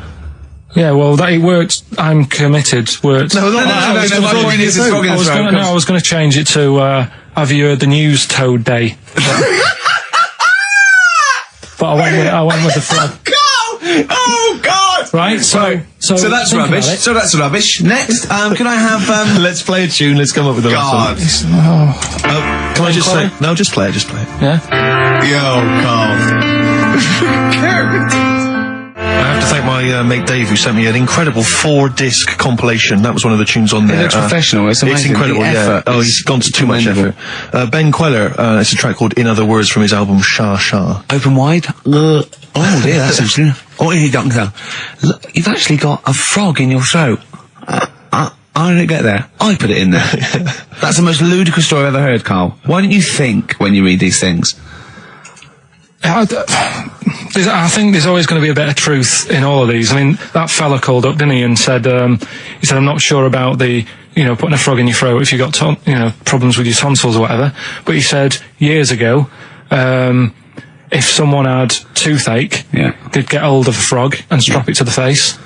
Yeah, sure. So maybe down the line, maybe they did. Maybe they did. I think Caligula made his emperor a horse and emperor as well. But I mean, well, what about the frog thing with a poisonous back? It's rubbish. That's true. No, the toads have the secretions in the Why? But they didn't put it in people's mouths. No. So, well, I'll tell you why. When a badger or a heron tastes the toad, it's horrible. Ugh. The toad might die, but it's for the good of the species, because then think how many toads looking like that heron could eat in its lifetime. So the fact that one toad sacrificed itself, all those other toads in that heron's manner will be safe. Why? I mean, we've talked about animals a lot on the show, right? Yeah. And when God made a toad, right? Okay. Well, I'm going to stop you there. I'm going to stop you there straight away. Don't just let him carry on. Right. Okay. Like, there's annoying things out there. Jellyfish is a big problem with me. I don't understand what they do in the sea and stuff. Right. All right, but we'll leave them. Got right? we won't. But go on. We won't talk about jellyfish. No. With the toad, right? If it's to protect itself. Yeah. Right. Now, it's not to protect itself. It's to protect its species. No, yeah, but that surely, right? If the toad had a choice, if God said, right, what I'm going to do for you here, you can have something like a lobster's got claws, big claws, do have a fight. Or I can give you something that if someone's having a go at you, you've got to try and persuade them to lick you back as a defence. Yeah. What use is, right? Oh, God, sir. Well, I'll tell you why. What is God The up fact to? that there are still toads around is a testament to that defence working. That's all I'm going to say, okay? If the toad had died out, you'd have a point. But they're still around. It works, alright? And don't start slagging God off. He's got a lot on his plate. Basically, I think he took on too much. Particularly in 1 week. Exactly, it was crazy. Danger High Voltage, Electric 6, XFM 104.9. I'm Ricky Gervais, with me Steve Merchant. Carl's getting all flustered because I put an elastic band around his head. And we've had a definition of... Well, hang on a second, because there's an update to that, Rick. Go on. We did just have... one definition here of a frog in the throat. Apparently this has come from some internet site, so who knows how convincing it is, but it says frog in the throat, meaning suffering from temporary hoarseness, needing to clear the throat. Origin from the Old English frogger, meaning hoarseness. That's from Chris. Now that sounds slightly suspect to me. Why? But frogger? I mean, it seems odd that it would derive from that when it so clearly appears to be you sound like a frog when you have a sore throat. Yeah, but the word frog could come from frogger, because it sounds like it's croaking. Wasn't Frogger a game you could play on the on the Spectrum? But listen, hang on, there's an update to that, because just to common frog, of course, Rana temporara, that's the Latin name. Well, your toad is Buffo Buffo. You may be trying to show off, but I think you're about to embarrass yourself as well, because you've been slagging off young Karl. Yeah. It says here, another email, it doesn't tell us who it's from. Although it's hard to believe now, at one time, medieval physicians believed that the secretions of a frog could cure a cough if they were coated on the throat of the patient. Yeah. That in itself sounds repulsive, but what makes the idea even worse is the application of the secretions. Instead of painting the treatment on, something which may also seem rational, a live frog was placed into the mouth of the sufferer, where it remained until the physician decided that the treatment was complete. Right. Apparently Shakespeare's son-in-law, that's a question mark, I don't know what that means. Anyway, it's no wonder that today a froggy or croaky attempt at speech is said to be a frog in your throat. So, you can see that what's happened there is Karl's misread or been slightly misinformed about a medieval practice. In a sense, you're both winners, just for taking part. What's your final one, Karl? Right, the final story is the police are causing a bit of a stir. I can't wait. It's about this fella. I think it's in England somewhere. Yeah. Don't know when it happened, but literally ages ago, or basically, well, I think it's when they were trying to crack down on like drunken people walking about in the street. Oh yeah. And they found this Saturday that way. And found this fella, and all the local people were saying, "Oh, look at him wandering around. He's drunk and what have you." That's not right. Get the police in. He got arrested and that, and they got him in the court. And the judge was there, and he says, "So you know, what's all this? What's going on? What are you doing wandering about when you've had a drink? You know the rules. You shouldn't be doing that. You had a glazed expression on your face. Blah, blah, blah. What do you have to say for yourself?" He only had a glass eye. So he had two glass eyes? No, he had one. But that was, they were about to sort of lock him up. Was he a bit pissed up as well? Well, he was pretty livid. But was he also drunk with a glass eye? No, that's the weird thing. He wasn't even, he hadn't even had a drink. So they just thought, because he had a weird stare. Because his eyes were all glazed. Yeah. Where'd you get this from? Why are you telling me this? Yeah, but why are you telling me this? I mean, thank you, because it's, killed a couple of minutes, but why is this educating me? What are you telling me here? Because there's a bit of a thing there, a bit of a fable, that don't always judge a book by its cover. Yeah? So, the guy, he hadn't even had a drink. He'd probably just been shopping. Yeah. Walking down the street, and everyone's like getting involved. Like, what's he doing? Hang on, I don't understand. He's walking down the street, happens to have a glass eye. He was doing nothing else to suggest he was drunk. You don't pick people up just because their eye looks slightly off. But even if it happened, why are you telling me? With no particular detail. I know this, that we're going to get It's not enough information. I know, yeah. No, there's a bit of a lesson there, educating Ricky. Just watch what you say. Don't always jump to conclusions. The only education I can take from that is that if I ever do become a policeman, I shouldn't just arrest people because they look a bit drunk. I should just tap their eye with a pen. And goes, oh, okay, on you go. Well, on you go, yeah. Guys, can I just stop you there? I'm just going to email Richard Anderson and tell him I agree. Right, listen, we're running out of time on that. Where does the phrase frog in the throat come from? We've got it here. He's been told us. We'll play a tune and come back with that. Have we got anything lined up? Missy Elliott. Work It on XFM 104.9. Ricky Gervais, Steve Merchant, Karl Pilkington. Educating Ricky?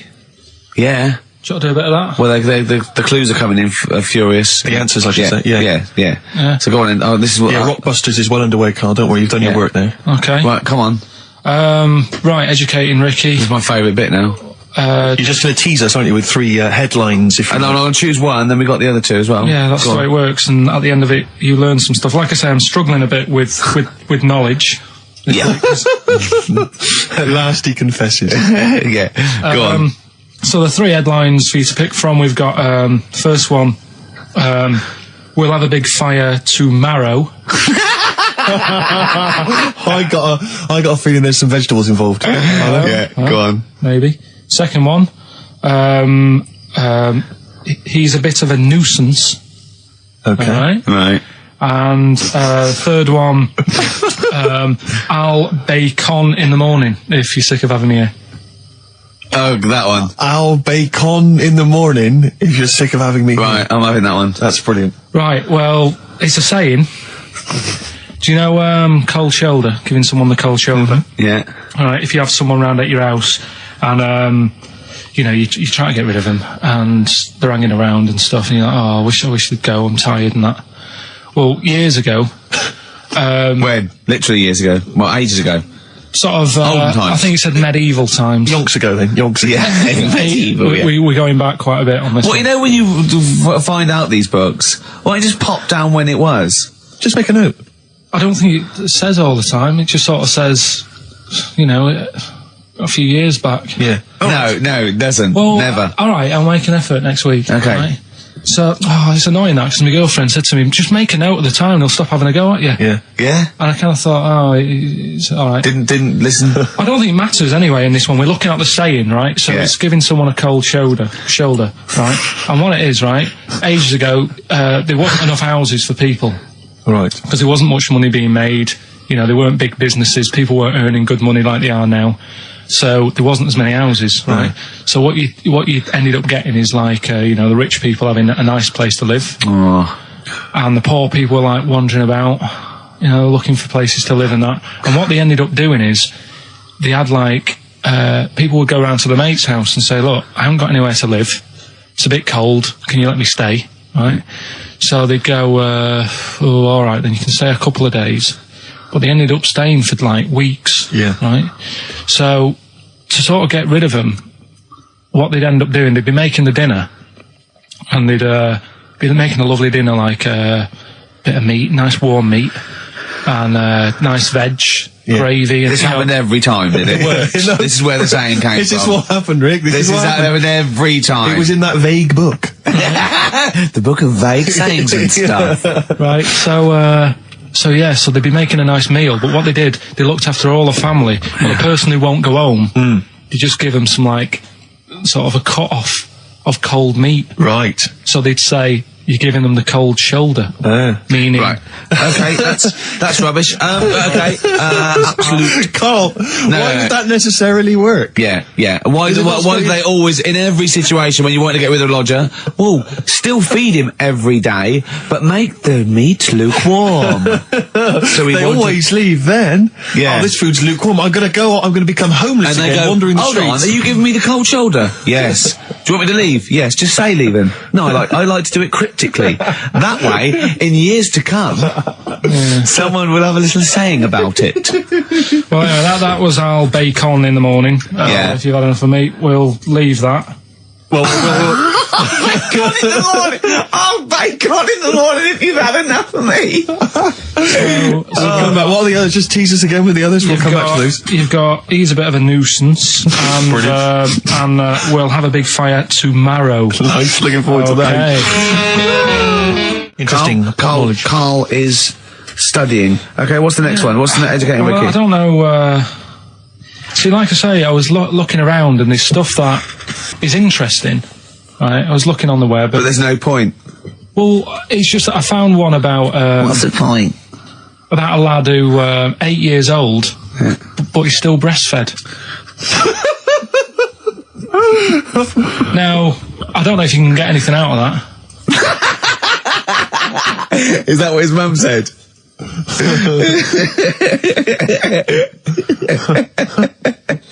What do you mean I don't know if I can get anything out of that? You don't need to. No, it's just that, you know... Where did you read that? That was on the internet.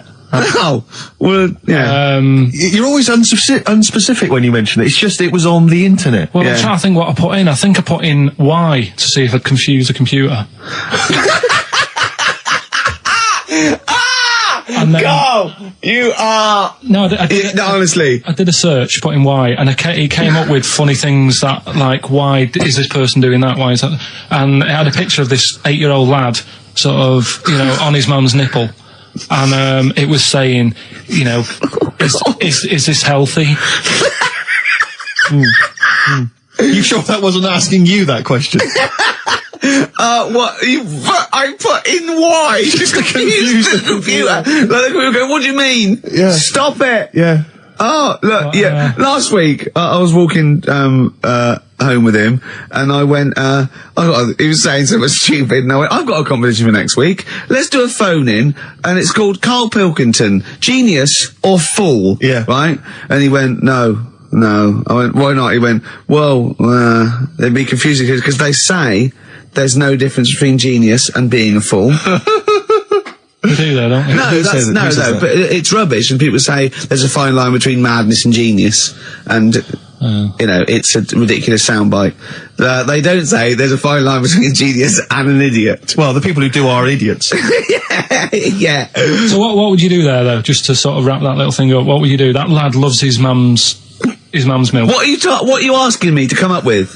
No, I'm a just title for the story. No. It's just what would you do?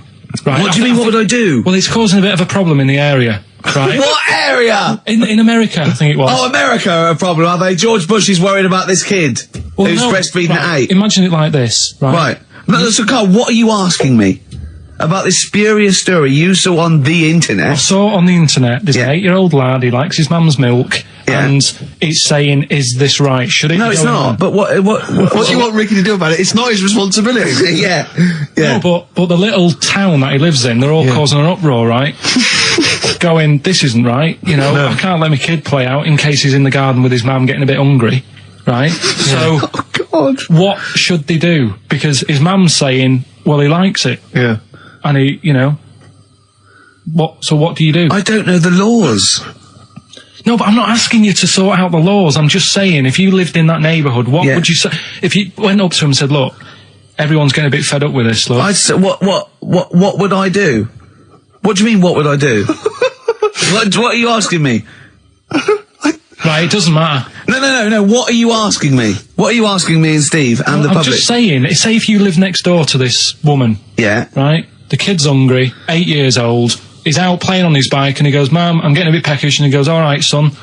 She whops one out, and he starts having his milk, right? You live next door, you're putting your washing out, and you see this going on. You're getting a bit sick of it, because it's gone on for months. 8 years, I assume. Why is it your business? Why are you such a nosy neighbour that you're concerned? What would you do, Carl? Let's turn it back on him. Yeah. What would you do? What's your solution? What would you do? Well, I thought I'd say, right, why are you doing this? And she'd say, because he likes it. And I go, all right then, put it in a bowl first. And you think that would sort that out? No, because I was thinking about the whole thing, right? And you do that when you're a baby, and everything's all right, innit? Yeah. No one bats an eyelid at a little baby having a bit of milk from its mum's breast, right? Yeah. You'd almost say it was natural. But you grow out of it. It's like you don't see. It got me thinking about things you don't see, and you don't see. Did you put this into a computer? Show me things you don't see. What else don't you see? Well, you don't see like an old man having a Twix. You never. So what? You know the terrible thing about all this, Steve, is he's right. You don't see an old man I eating a know Twix. that's a terrible thing. So what they have got, right? They've made old man toffees, haven't they? They've come up with burgers. Is that a song? Oh God! You don't see it. No, listen now. So they've got their Werthers, right? Yeah. Look at him. You think he's giving a lecture at Oxford? It's not going anywhere. No, go on. Sorry, go on. I'm just saying. Right. You grow out of things. Yeah. And the old man, I'm sure when he was a kid, he'd have a Twix. Yeah. Now it doesn't look right, so he's having. It doesn't look right. So. Right. I don't think Werther's originals were specially designed for old people. I think they were sweets that just happened to have been made for years. That's why old people eat them. Yeah. They didn't go, hang on, there's a market here. I've noticed old people aren't eating Twixes. Quick, let's make some old man sweets. But the little advert, he gives it to his grandson as well, doesn't he? He goes, have a Werther's original. Oh, I think it cuts though before he throws it back in his face and goes, get me a Twix. And a damn curly-whirly, Grandad, you old fool. So, other things you don't see, Carl? Got any other ones, or you obviously been thinking about this? What confuses you? When you look out your window, what confuses you with the world? What do you walk around going, oh, that's a bit weird? I remember when you were in Edinburgh, you were confused because you saw someone putting a parking ticket on some rubbish, which confused you. Yeah, that was weird. Yeah. The world's a crazy place, isn't it? I mean, whatever you look at, you can... Do you know what I mean? Like what? Like what? Oh, anything. I mean, you could look out the window there and you'll see something. You go, why are they doing that? Yeah. What are they doing that for? Yeah. I'll say this, maybe we should bring back White Van Karl. There's some interesting questions this week, Rick. Yeah. We could pull that out of the bag if you're interested. Shall we do that? Just get Carl's take on the world's Let's do it, views. let's do it. I'll tell you what, we'll do that in a second. Let's have another Educating Ricky, because I think you got sidetracked with your talk of... Well, just the other thing on things you don't see. Look at the way when I went to school, there was 2 kids with them big heads. Now... You don't never see them. Sure. Yeah, but no one else saw them anyway, Carl. It's only you that saw 2 of them, not related, and wouldn't hang around with each other because you think they thought it would be too obvious. Webbed fingers and big heads. That's amazing. And there was a kid with a pigeon chest. So. Oh yeah, and the lady with the head like a bag of spuds. Let's not go through these again. It just raises too many questions that can't be answered. Yeah. Right then. So we've got we'll have a big fire tomorrow. Yeah, go on. Is that the one you want? Let's go for it. Right. I think this was like round the 1700s. Bluffing. And Just bluffing. Who was the king then? Don't know. Go on. But it's about the word bonfire, right? Bonfire. Bonfire. Yeah. Do you know where it comes from? No, go on. No. Right, what happened is it's got nothing to do with Guy Fawkes and that, which is what I thought when I saw it. It's got nothing to do with that. But ages ago, at 1700s, Yeah. right, they didn't have enough houses, like I mentioned. Okay. Yeah. So if that happens, you get people living on the streets. You get diseases, people aren't cleaning properly. So you get more deaths. All right? Yeah. So think about it. You've got all these dead bodies lying around. They're running out of space because there's like, I don't know why they're running out of space, but they haven't got much. I don't know why really. I was going to say they should have just buried them, but there's probably more land back then than now. Think about it. He doesn't need anyone else in the room to have a dialogue with himself. Yeah, we could leave and we'd come back and you go, I've sorted it. Yeah. But anyway, for some reason, they presumably, if it's going to be they burnt them, it's presumably to that it also kills the parasite or whatever's carrying the parasite on them, as opposed to burying them and not killing the disease. Well, yeah. So that's that. There you go. You've worked it out. They piled them up and they turned it into a celebration because there was a lot of fed up people at that time. Is this going to be the word bon, meaning good? No. I'll tell you in a minute. Go on. So you've got all these people who are like going around and like, oh, you know, so and so died the other day, and you know, nearly every week someone they knew was dying. Yeah. So you can imagine like just constant like being depressed. So and they've got all these bodies lying everywhere. It's like, oh God, what are we going to do?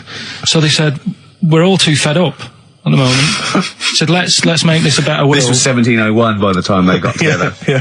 So they said, what we need to do is have a big party. So they said, yeah. Good thinking. See what you're thinking.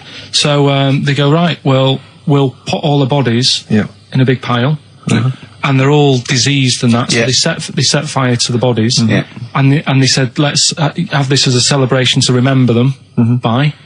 And you know, we'll have a drink and that, and have a chat. We'll have this big fire going, and it came from bone fire. Ah, right.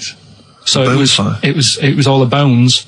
Bonfire is bone fire. Yeah, excellent. Yeah, that's interesting. So that's how it came about. Yeah, in the 1700s. Yeah, that was. No, probably. Okay. I reckon it was 1600. Probably earlier. I reckon it was the plague. I reckon it came from. But interesting stuff. Interesting. Yeah. So that's. Did you celebrate Bonfire Night? Is that a big celebration for you? Do you like the fireworks? I'm sick of fireworks. I just think they're rubbish. I'm not impressed. I've never been impressed by fireworks. Even as a kid, you know, you have to go to like sort of community kind of gatherings with a bonfire and fireworks, and some local vicar or whatever would come out. But I also think the adults think the kids love it, and if they just got together and said, "Should we go see it?" They'd all go, "No." Yeah, absolutely. Let's not go this year. What would be better is if the vicar had wheeled out like a massive rocket, climbed in, gone last one to the moon is a bender, and then fired himself off. Now that, I'd pay to see. That's a fireworks display I'd like to see. As it is, it's just rubbish. Oh dear. Yeah. That's excellent. Yeah, I'm not keen. No. Sorry, what clue was that? We'll have a big fire tomorrow. Bone marrow. Bone marrow. Genius. Let's play the record. Oh, God! Featuring Van Morrison on vocals, that's Them, and Gloria. Yeah. From the 60s. In fact. Adverts, Carl? Alright. Tell you what, why didn't you carry on with your educating Ricky section? I'll have a look on the We'll keep it going, Steve. Yeah, Cover it. Go on then. Right, okay. We've had a few emails. Anyone got it right, Carl? Anyone got it? Educating Ricky, that's the final one. We've got to get that out of the way. We've got to get Rockbusters as well, though. We can do that at the end. We can Go on then. But we've only got 5 minutes left. Come on, just do Educating Ricky. Right. God. The last one that we haven't done is he's a bit of a nuisance. Go on then. Again, not really that interesting. Thanks. No, like, again, I spoke to you in the week, and I had much better things, like when I tell you about Brian Blessed climbing Everest, and for some reason it made him, it played havoc with his belly, and he followed through, and he had to clean up. Shut himself? Yeah, using ice and snow. Why are you telling me that Brian Blessed, in what way is telling me that Brian Blessed shit himself once in any way educational? Because I was saying how he was climbing Everest, right? Right. I give it to him. He's an actor and that, but he gave that a go. Yeah. Right. It played. What's the point of that? You'd say, wouldn't you? You'd say, God, he's so he's all right. Me doing a boxing match for no reason is rubbish, but him climbing Everest and shitting himself, he did that. It's commendable. Right. And he's only going to go and do it again. He's going to climb it again. Yeah, but he might not shit himself this time. What's the point in going? Nothing's changed up there. Yeah, good point. Yeah, What's it been? Well, it has. They've probably cleared it up by now. Right, but it's slip on it. I can't even be bothered telling you this one because. Come on, just honest, do it. Or do it now. Steve, how we doing? Look, no, never mind that. Look, just tell me what that means. He's a nuisance. Oh, this is so annoying, Carl. I'm going to go mental. Right, talk. Right. Listen, I'm just putting this in here, right? Right, nuisance is a bit of a nuisance. Yeah. Apparently, the old fella who used to hang people. 1700s? Yeah. He used to be able to tell somebody's weight just by looking at them. Right? That's a bit of a bonus fact. We'll be the judge of that. The thing that I wanted to tell you is money for old rope. Do you know what I'm saying? I can't even be bothered. Yes, you're going to tell me now. Come on, Carl. Right, I mean it. Basically, money for old rope came from the... right. What was all that about? You can tell someone's weight. What was all that bonus for? fact. And Brian Blessed shitting himself. What are you... What? Look at you... No, tell me that now. You nearly made me swear then. I'm getting really annoyed. I'm getting really annoyed now. Tell me this back, Carl, or I'm going to go mental. Come on, Carl, time's running out. More that people years ago, when people used to be hung, right? Right. If you didn't like the person who's been hung, you'd go, God, I really don't like him. And so you never forget the time. Because if they're being hung, we take that as read. Yeah. But, so they never forget afterwards to get the hangman to get the rope and to cut it up into little pieces, and he'd sell them. He'd sell the little pieces of rope to people. See, Carl, that's the most interesting thing, if it's true, that you've come up with. Right, okay. And so so they sell the rope? They sell the rope, and it's money for old rope. Money for old rope? Meaning, like, God, it's easy to make money, all they have to do is cut it up and sell it. I'm cynical. I'm not so convinced. Right, listen, we're really tight. We haven't even got time for a last track. We've got an ad break and we've got to give out... Okay, do the answers then. This is ridiculous. So... Karl Pilkington. Indeed. Genius Karl Pilkington, as Heat magazine said. Really? Is that what he's referred to now? Yeah. Genius. Saying about people tune in just to hear his games, such as Educating Ricky. Have you got some Educating Ricky for me? Got some education. I need some education, Carl. I desperately need some education. I want to learn about Chinese kids that are born hairier than average. I want to hear about deaf girls that can hear after their mum hits their head against a wall. These are the things I need to know. I mean, I don't wish to be disrespectful. He doesn't look like a genius. He doesn't look like But then I don't know what a genius looks like. Exactly. So, Steve. you know, I don't want to be an Look at Einstein. Yeah. Yeah. His mum thought he was mental as a child. Where'd you get that information from? That was in the Einstein book. Well, it was in the Einstein book, then it's presumably true. Which Einstein book is that? His Theory of Relativity? The big book of Einstein stuff. Oh, yeah. Yeah, the big bumper book of Einstein stuff. It's for a coach trip, and you have to fill in E equals MC1 squared, 2 fish, or 3 hello, and then it's multiple choice, and you fill it. It's great. It's Did his mum think, A, he was a genius, B, mental? Most people go for A, but it is in fact B. She thought he was mental at the age of 28. Oh, Carl, you never let me down. You never let me down. So have you got Educating Ricky for me? We've got Educating Ricky coming up. Karl Pilkington in the chair now. The talked about, the acclaimed Educating Ricky. Right, well, just in case anyone's new, doesn't normally listen. Yeah. Basically, I'm educating Ricky. Yeah. Do a bit of research in a week, find stuff, news, history, anything that's interesting. 3 stories, I give them a nice little headline. You take your pick. Yeah. Between now and 3, you're going to learn 3 things. Yeah? Yeah. So, the headlines are, I'll be no buying one of them. Give us that again. I'll be no buying one of them. Nice, okay. Yeah. We've also got hippopotamus news. Okay. Okay. And can you believe it? Can you believe it? Well, I'm going to go for hippopotamus news.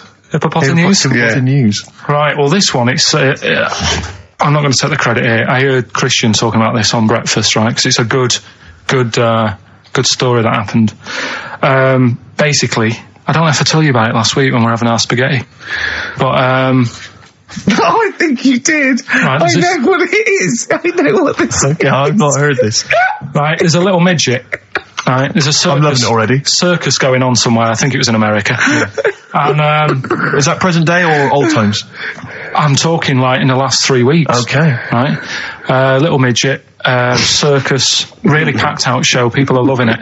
Right, Steve, you asked the same question I did. I know. So there's a little midget jumping up and down on a trampoline. That's what circus is. Right. I pay good money to see it. So everyone's clapping, and he's getting carried away. Because he can't believe they're loving it. I didn't know they'd like a little person on a trampoline, but they love me. But you know what it's like when if there's a crowd of people sort of encouraging you to sort of go higher and stuff. Yeah. And I'm sure he knew it was getting out of hand. But he was jumping and he was coming down the road going higher, and he's going really high in the air, right? So he's doing this. Crowd are clapping. There's a hippo, right, just sat next to the trampoline, getting ready to come on and do his act. Oh, right, I thought he was in the audience. That's it, getting ready to do his act, Steve. Yeah. So he's a ventriloquist. What do you mean he's sitting by the trampoline waiting to do his act? Because why does he sit in the dressing room and they go, 5 minutes, Mr. Mus, 5 minutes, Mr. Mus. So anyway, right, so the hippo's there. He's getting annoyed, is he? Because the midget's He's going, how can I follow this? This is really annoying. They're going to be, no. So he's thinking, he's already done the trampoline, my pogo stick act is never going to work. Yeah, go on. So there's a hippo waiting. See, it's a great story, and I just know he embellishes it or it gets slightly wrong. Go on. So there's a midget jumping up and down. The hippo's getting annoyed. The crowd are going mad. The midget's loving it. Can't believe his luck. Although you think he probably knows he's dicing with danger. Yeah. So next thing you know, they're all saying higher. He gives it one big, like, heavy sort of landing on the trampoline. Goes really high, but goes off at a funny angle. Oh, hypotenuse. Okay. Yeah. And sort of flies up. Hypotenuse! Sure. Flies off at a funny angle. Ooh, Hippo's there, swallows him whole. Crowd are clapping, thinking that's why the hippo was waiting there. Rubbish. Rubbish. It's not rubbish, though. But no, maybe there was an accident in a circus with a midget and a hippo, but at no point was this hippo waiting to go on, going, come on. The midget flew off at hypotenuse and landed in the hippo's mouth and was swallowed whole. This is what you embellish it. That is great. And I have to say though, Rick, when I heard midget trampoline hippopotamus, I was thinking accident waiting to happen. Yeah. So. Yeah, maybe. I mean, it is that you should never put those three together. Never. It's a recipe for disaster. Everyone knows that. Midget trampoline hippopotamus. Are you mental? You're asking for trouble. Well, you know when he told me it, he said, and the midget. He didn't mention the hippopotamus, and he said the midget went on, and soon he fell off, and the hippo ate him. And I said, sorry, what was the hippo doing there? He went, it's a circus. I've never heard of a circus having a hippo. No, what do hippos do? What can they do? You can't train them, can you? What do you? Aren't they like very deadly? They're huge, aren't they? You can't have a hippo in a circus. Are you sure? You're not thinking of Zippo? He's neither kind. Yeah. No, and it wasn't some sort of where Zippo was eating a midget, and it's some sort of horrible sexual act. No, it was definitely. I heard it on breakfast, right? Oh, okay, sorry. No, it's definitely fact. Yeah, okay, definitely right, truth. okay, good. Do you know what, a pelican? I read the other day that has to turn its head upside down to eat. Give us the clues. So, Rockbusters. Well, let me just explain. A bird has a gullet, an esophagus and a gullet. It's all in one thing. It hasn't got peristalsis, which is the movement that we have that can make food. So a bird can only rely on gravity. Yeah. So it has to have its head up and has to shake. It can't eat. You were going to say that, weren't you, Carl? Yeah. Yeah. Educating Ricky, part 2. Right. What's the clues left? Well, we've got left the headlines. I'll be new buying one of them. Yeah. And we've also got chicken. You believe it? Chicken. You believe it? So they're the two that are left. Which one's you going for? Chicken. You believe it is not that picture, is it? In that we saw. Which picture? The bloke with the... No. Right, okay. God, that was bad. Right, okay. So... I just better explain we that. We can't really discuss this on air, can we? Well, we can. Steve brought in, Carl, the best book ever, which is, what is it? I found it when I was moving house. It's an FHM publication, and it's kind of like lots of grotesque pictures and stories, and like a book of freaks and weirdos and Carl opened it, and the first one was like... At the back. At the back. Well, you couldn't believe your luck, could you? What was it? What was number 50? A bloke with two heads. And he said, what's number 1? Yeah. And then number 6, there's a bloke who's a squid or something. Octopus. Yeah. Yeah. He's loving it. At number 1, he said, well, it's just a fella under a rock. And I went, oh no, read on, I think I know about this. And it's the fella that was found, he caused a landslide while having sex with a chicken. And they pulled him up, and there he is, the chicken. Right, so Carl could not believe his luck. So it's not that. Chicken, you believe it? I love that one. You're going for that one? Yeah. Right, well, we've talked a lot on the show about... We've talked a lot on the show. Yeah. About animals without heads. We haven't! We haven't! We talked about cockroaches could live without a head for 7 days. Yeah, we talked about that. And then, of course, there was the well-known one about the fella who had his head cut off, and he blinked. He said to his mate, "Count how many times I blink when my head comes off." Yeah, when you told it to me, you said his head came off, and he said, as his head was in the basket, he said, "Quick, count how many times I blink." And it was Nick Frost that had to go, "No, Carl, no, he said it before." I went, and that was lovely. So yeah, we've talked quite a lot about things heads coming off. Go on then. Well, this one, right? Back in 1945. You looked up the date. It's got a specific date. Wow. Mate Jonathan sent this one. You know him as well. It's a lad at the BBC, right? He emailed this one in. So thanks for that. Chicken. It's called Mike. There's a chicken called... Sorry, I missed a bit there. There's a chicken called Mike. A chicken called Mike. Okay. Right? Yeah. What happened was, it was living on a farm, right? Loads of chickens knocking about. And the owner of the farm is like, getting ready for tea, and his wife says, go out and get a fresh chicken, because my mum's coming round. So he thinks, well, I want to get a good one in, because I want to impress her. Cause back then, even then, they wanted to impress the mother-in-law and that. So they said, all right, I'll just nip out and get one. So he sees Mike, chicken, running around. Is this during the war or after the war? 1945, I'd say that was after. No, it ended in 1945. Yeah, okay. September, go on. So, chicken's running about, he thinks that one, that looks alright, I'll have that one. Mikey. So he picks it up, and he cuts his head off. Oh. Puts it on the block, cuts its head off, runs about a bit, like they do. He thinks it'll stop in a minute. Keeps running about. And what's going on here? Right? He's now like chasing the chicken without an head. Yeah. He's saying he should die in a minute. Anyway, doesn't die. Chicken's walking around with no head. Lives for 18 months. Yeah. Chicken with no head. Yeah. What do you think of that? Well, I'll tell you, I've heard this story before, Rick, and the explanation, as I understand it, was that certain vital cords, spinal cords, weren't severed when the head came off. So that was why it continued to live. Yep. I don't know if that sounds plausible. It's fine. Absolutely fine. How did it take on protein and energy? The fella who owned it, he said, well, hang on a minute. He said, I could kill it now. But I've got a wonder chicken here. But he's thinking, it must really want to live. Sure. Right? If it survived that, I've got something here. Yeah. So what he does, he gets a little eye droplet thing that he used to use on it. Obviously not anymore, right? And he filled it with grain and water, and it had a big hole in its neck where its head used to be. And he incredibly. And he dropped. You know what? There's. I mean, that is possible. Then, if it, without infection, without infection, if he was taking on things, it is possible, right? Why? Why what? Why did he do it? How cruel is that? I mean, it's not cruel because the chicken obviously, He said if he thought it was a bit fed up, he would have killed it. He said, but it was running around quite happy. Well, it wasn't fed up at all because it had no brain. Well, what do you mean? Wow. I'm just saying what... It was nothing. It was just sinew and nerves and electrical impulses breaking down energies, right? That's all it was. It didn't have a brain.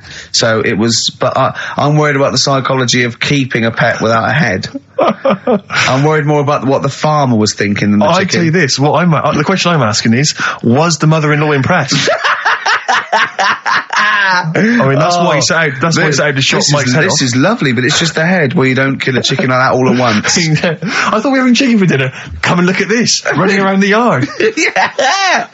Oh dear. So, there you go. You've learned something there. Yeah, I have learned something. Yeah. Yeah. So. One more. That farmer, I've learned that farmer was very strange indeed. There you go. I have to say, to be fair to Carl, I have a feeling like when I read it, the reason he kept it alive was as a novelty. He got charged people to come and see the incredible headless chicken called Mike. Right. So, here we are. That's great. So, tune, Steve? Educating Ricky, right, number 3. Final one. You've had hippopotamus. You had chicken, you believe it.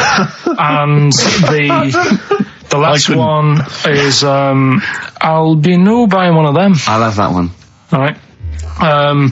Interesting one, this. I spent probably 3 days looking for this stuff.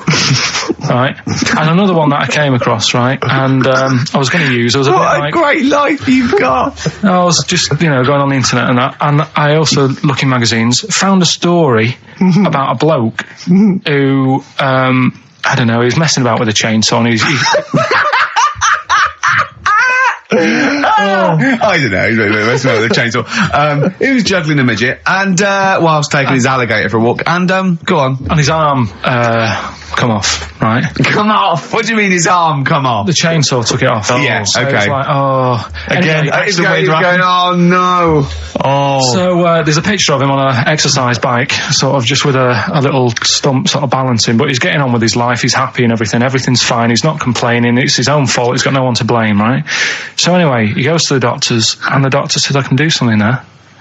So he goes, well, it's alright, I'm getting by alright, don't worry about it. And he goes, no, we've got an arm in, right? We can attach that, a real arm, from someone who's, I think they'd passed away or lost an arm or something. And, they lost an arm and didn't want it back. Yeah, I love it. Are you using that? Yeah. No, because I know someone. Because I know a bloke, actually. Yeah. Well, can't you just put this one back on? Wow, it's first come, first serve, really. I was just building a bionic man. We've replaced one arm with a robot's arm, so we got a spare one. So the doctor's going, let me put it on. He's like, well, all right then. So ungrateful bastard. So he does the operation. Everything's fine. He's loving it. He's happy again because he said he can brush his teeth. Right. Okay. If this is going to be he's something loving like it again because now he can brush his teeth. Right. If this is going to be, and it was a leg, or No. it was a chimp's arm, Or it was the arm of a killer. It was 2 left arms, right? I'm going to kill you. Oh, let's leave it then. What is it? What's the answer? No, it's not that. I'm just. What is? Okay, right. So he says, "Go on and do it." So he sews it on, and like I said, he's happy. He's brushing his teeth. He can have a pint in the pub. He's lifting a pint with it. All his mates are happy for him. It goes on for about 2 years. Everything's fine. Then it all starts going flaky. Oh, I knew it would. Was it made of chocolate? All right. So it all goes all like gammy, and then for some The arm reason starts going gammy. it goes gammy, and it gets longer. Of course it does. So there's a picture of him, right, stood in the magazine. He's stood there with his arms by his side. One arm's normal. The other one is like past his knees. He can pull his socks up without bending over. So is this going to be they gave him the arm of an 8-year-old child who would have been the tallest man in the world? No, he just said, "Oh, what am I going to do?" And the doctor said, "Oh, there's not much we can do," and left it. Wait a minute, you can't That's leave not it a there. story. So, Carl, That's not you've a got to story. tell us the explanation. Was it an incredible plastic arm? An incredible expanding arm? Did he fight crime later? No. Well, that's the end of the story. You've got no scientific explanation as to why. That's why I didn't pick it. But you just told it to us anyway. Yeah, but I'm just saying the sort of knowledge I come over when I'm looking for the good knowledge.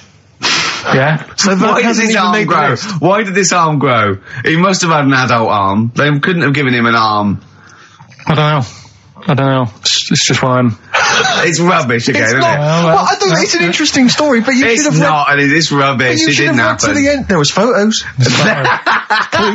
Yeah. But you should have read to the end of the article, Carl. No, I did. And he said, he's not happy and he wishes he wouldn't have had it done and all that. And, Are you sure this wasn't entirely unexpected? No, seriously, he was saying, his teeth are nice and clean again because he could brush them and that. But his arm's getting in the way. Ruining his shirts and everything. So I'll leave that. Let's play a tune. Let's come back with the next one, because I love the fact that this is like Ronnie Corbett telling one of his jokes on Two Ronnies. That wasn't even the story. He was going to tell us. Play it, record. Oh, God. I'm Ricky Gervais, obviously, Steve Merchant, Karl Pilkington. Well, Karl, that's about it. And we got sidetracked on the last Educating Ricky. You telling me about a man whose arm grew. Well, something went wrong. I'm not saying it grew. Just saying. What? The rest of him shrunk? It went long. It went long.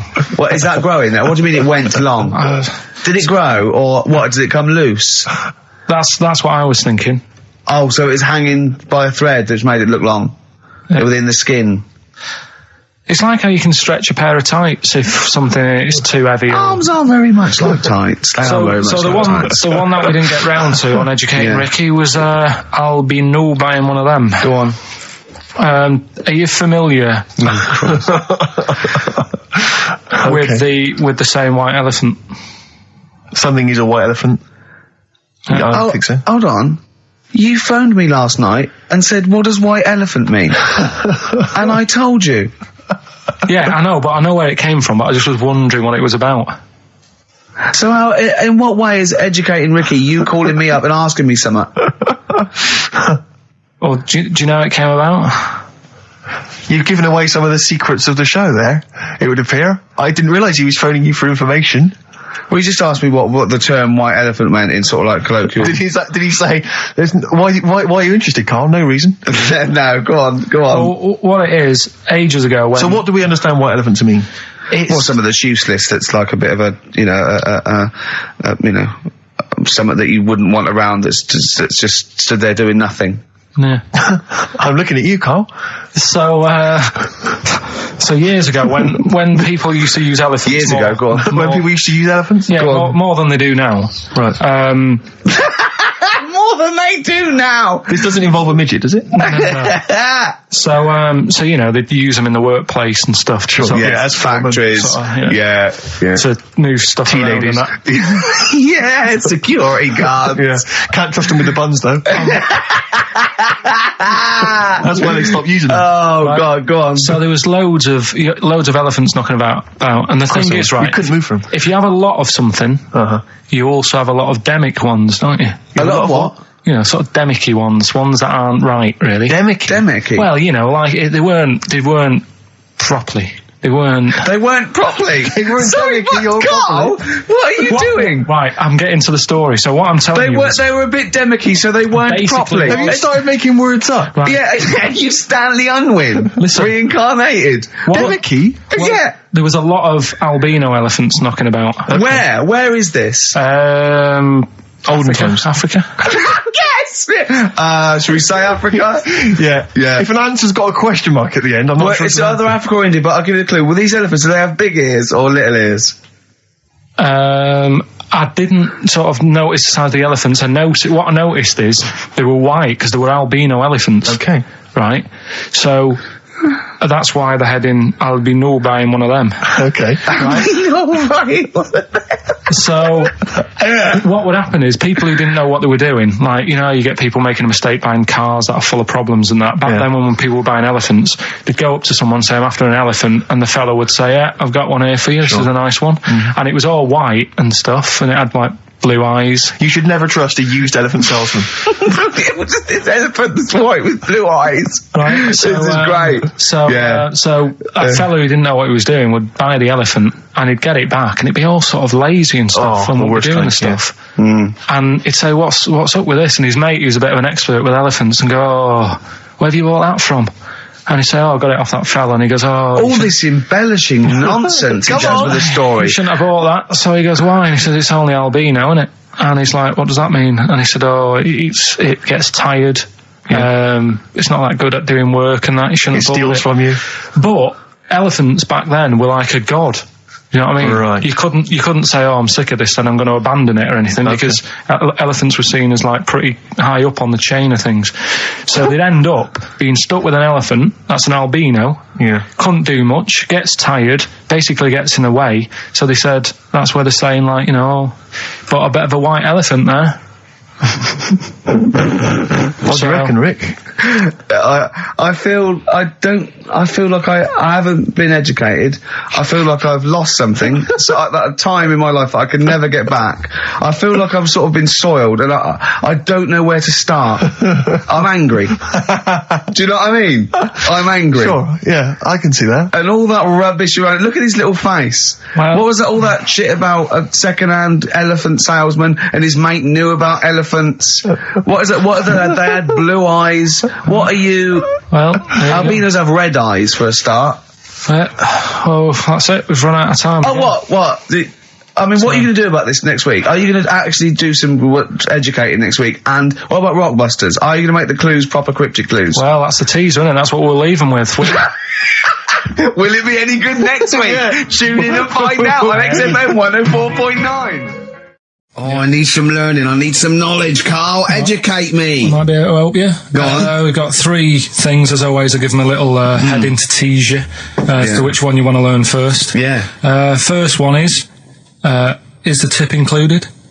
Is the tip included? Like it. Second one, I want to come here in hindsight. Right. I wouldn't have come here in hindsight? Yeah. Okay. And the third one, am I going to have to thump you? Am I going to have to thump you? Okay, and you've trawled, the internet? So if I can get into the mindset of this plan, is the tip included? Well, obviously, that's probably not going to be about a weight. It's going to be if that's someone losing the end of his knob, I assume. Am I going to have to thump you? That's a man who lost his arm in a fight, but then picked it up with the other arm and smacked him with it. What was the middle one?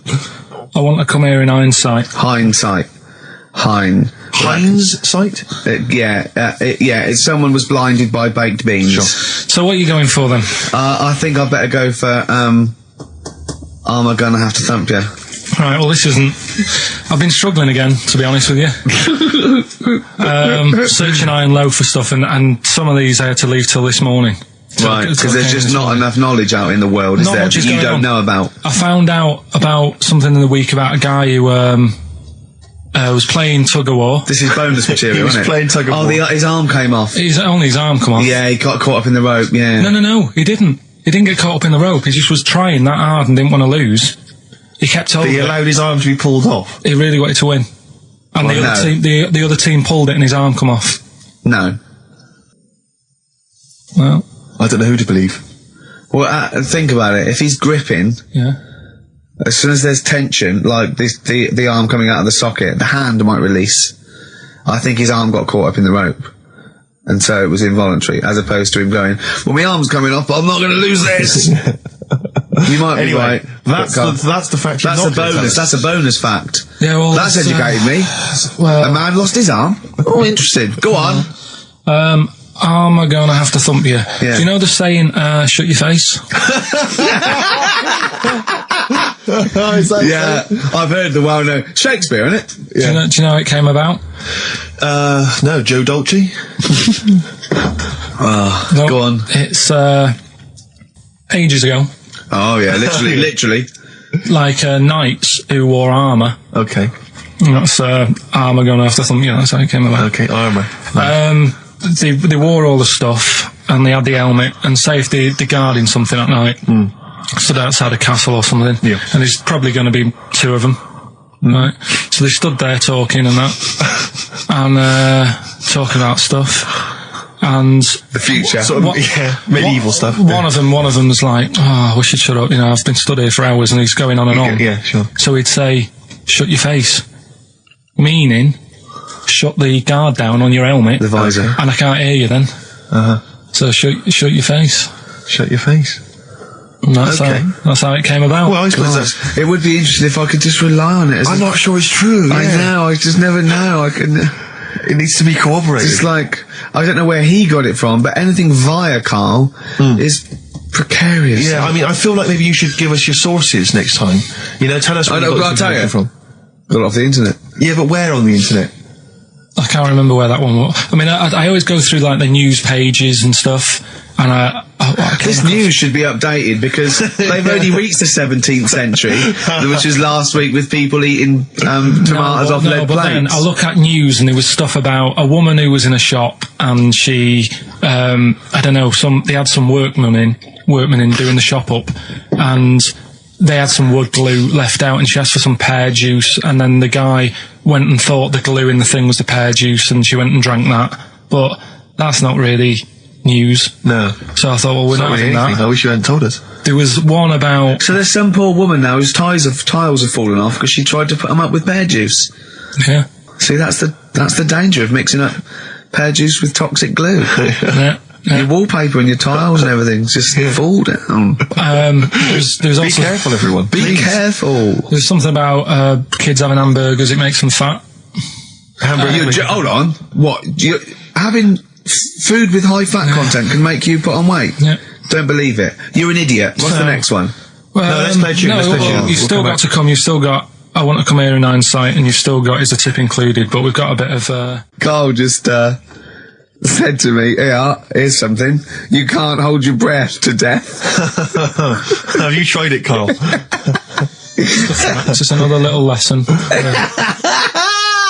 There's someone here who's in a really low ebb. They've been listening to a show, they were going to commit suicide. They just started holding their breath and they're like... Oh, it's brilliant. Have I told you that programme about the scorpion? How they all help each other out? Right. Scorpions all help each other out? No, this is brilliant, right? Somewhere in the desert. Okay. There's these little... the desert.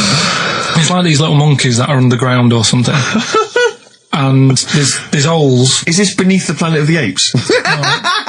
The fourth in the series. Are they talking apes? Oh, forget it, actually. No, and you've got it wrong anyway. They're not monkeys. There's little monkeys under the ground.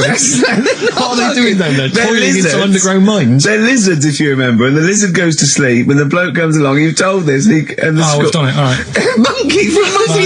That's what happens in his mind. From lizard to monkey. Oh, evolution would have been so much easier if Karl was around. Turn into a monkey. I'm fed up with a lizard. Just promise me once again, Karl. I've asked you before. Promise me you'll never have children. Go on, right, okay. Right, what are you having? What are they again? Is the tip included? Yeah, go on, that one. Right, in Turkey... Nice. It's not, actually. That's where I went, and there was them little fellas after Suzanne in the kitchen. What? What do you mean? We went to Turkey. You went to Turkey and there were some little fellas? Well, they had quite a few sort of midgets working in the kitchen. Why? Is it a theme? No, was it a theme holiday? I don't know. Might get them cheaper or something. Was it? So they were working cheaper. They were working in the kitchen, and one of them fancied Suzanne and kept sort of eyeing her up, and she was winding me up saying, "Oh, not eyeing up and down, just eyeing her up." Anyway, no. So What anyway, was she doing in the kitchen? no, it's like a pick what you want to eat type buffet, but you have people clearing the tables and that ready for you to come along. Are they low tables? And you know, he was just keeping an eye on her. What did he say though? Was he? did he What make was this he? Was he? clear? It was Turkish, so I don't know what he was saying. But he was. Was it? He was Little fella, yeah. Did he? What do you mean a little fella? What do you mean little fella? Sort of dwarf-like. What do you mean dwarf? Like he had magic powers, or he was 4 foot? No, What do you just mean, A Carl? little bloke, just like a normal bloke, but small. If you stood him in the desert, you wouldn't know. But he'd be hot at nothing around first. him. Right, Carl. You should watch out for the monkeys. Yeah, underground. Those underground monkeys are dangerous. You can't just say there was a little midget fella who was eyeing up my girlfriend and then leave it. What do you mean? What was happening? This is a story to us. This is much more interesting to us than, and she was deaf, right, and she hit her head. That's much more I don't interesting. understand how how it manifested itself. Did he come over and say something? No, do you know when it's like girls know, don't they? When someone fancies them. What do you mean there was lots of them as well? Do then? they? That's worth knowing. Listen, right, come on, right. So you went into this holiday, yeah? Yeah, well, and you went into the dining room or something? Yeah, downstairs. And in you the looked dining over Thought room. this is all. There's no one serving. Yeah, and they go, Wait a minute. hold on, you looked down and there was a little waiter. There was loads of them running around busy. Why, though? Why did Because they it get was summer. What do you mean? Because it was There was loads of summer. them. They had more of them They on. come out in summer. They come out in summer. What do you mean they had more? What do you mean? Because it's busy, isn't it? no, but they hibernate in the Why winter. were they all midgets?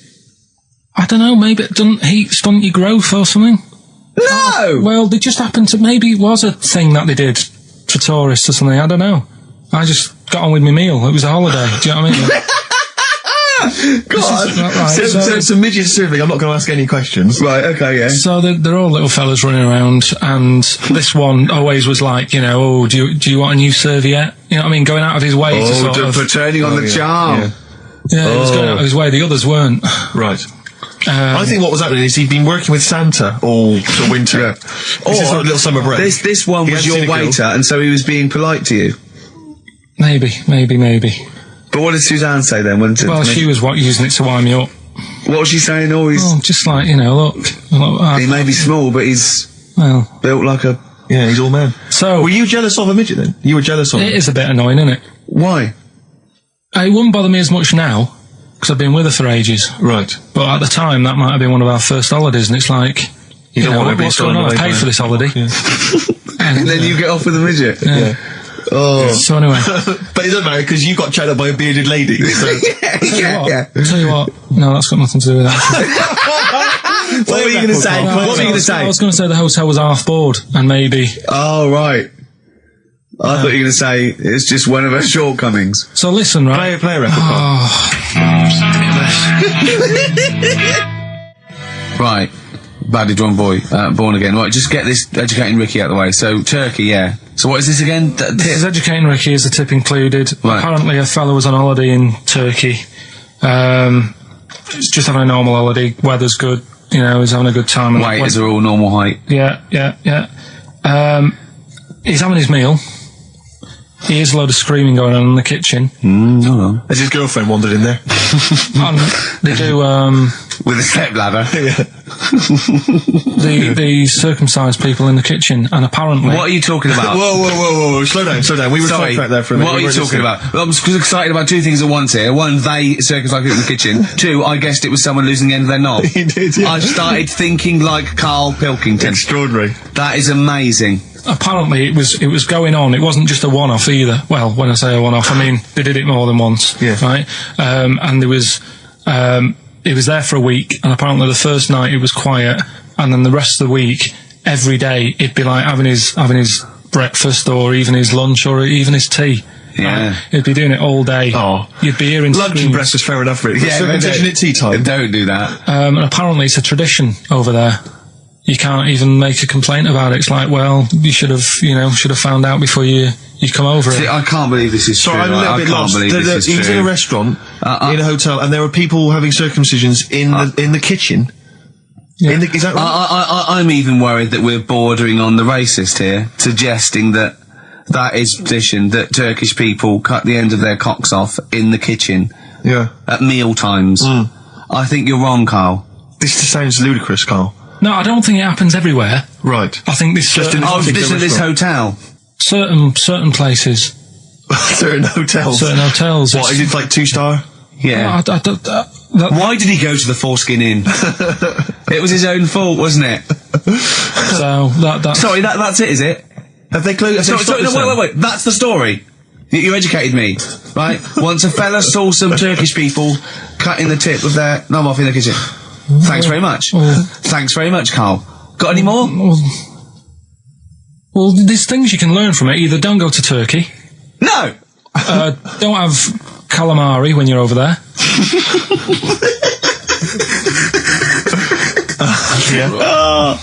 Carl, you've done it again. Well... You too. I love that one. On XFM 104.9. I'm Ricky Gervais, Steve Merchant, Carl. Okay, Carl, one more.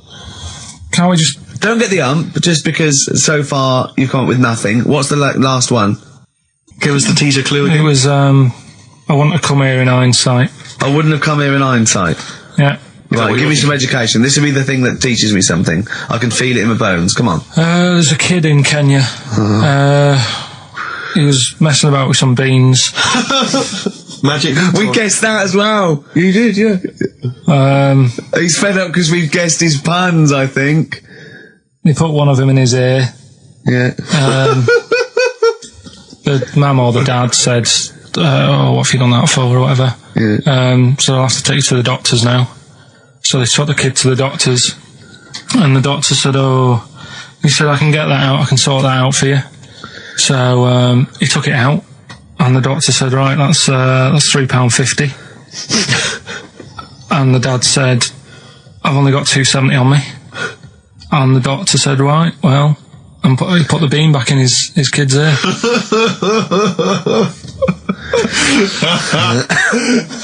I don't know what to say. I don't know what to say. I mean, a couple of questions from me very quickly. Are you sure that those were definitely the sums involved, were they?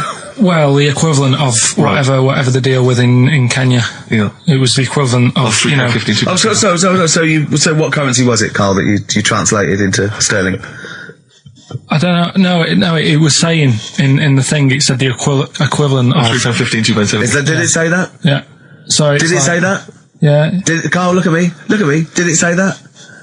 Yeah, it said that was the. Did it say that? Yeah. Yeah, it did. It definitely said that.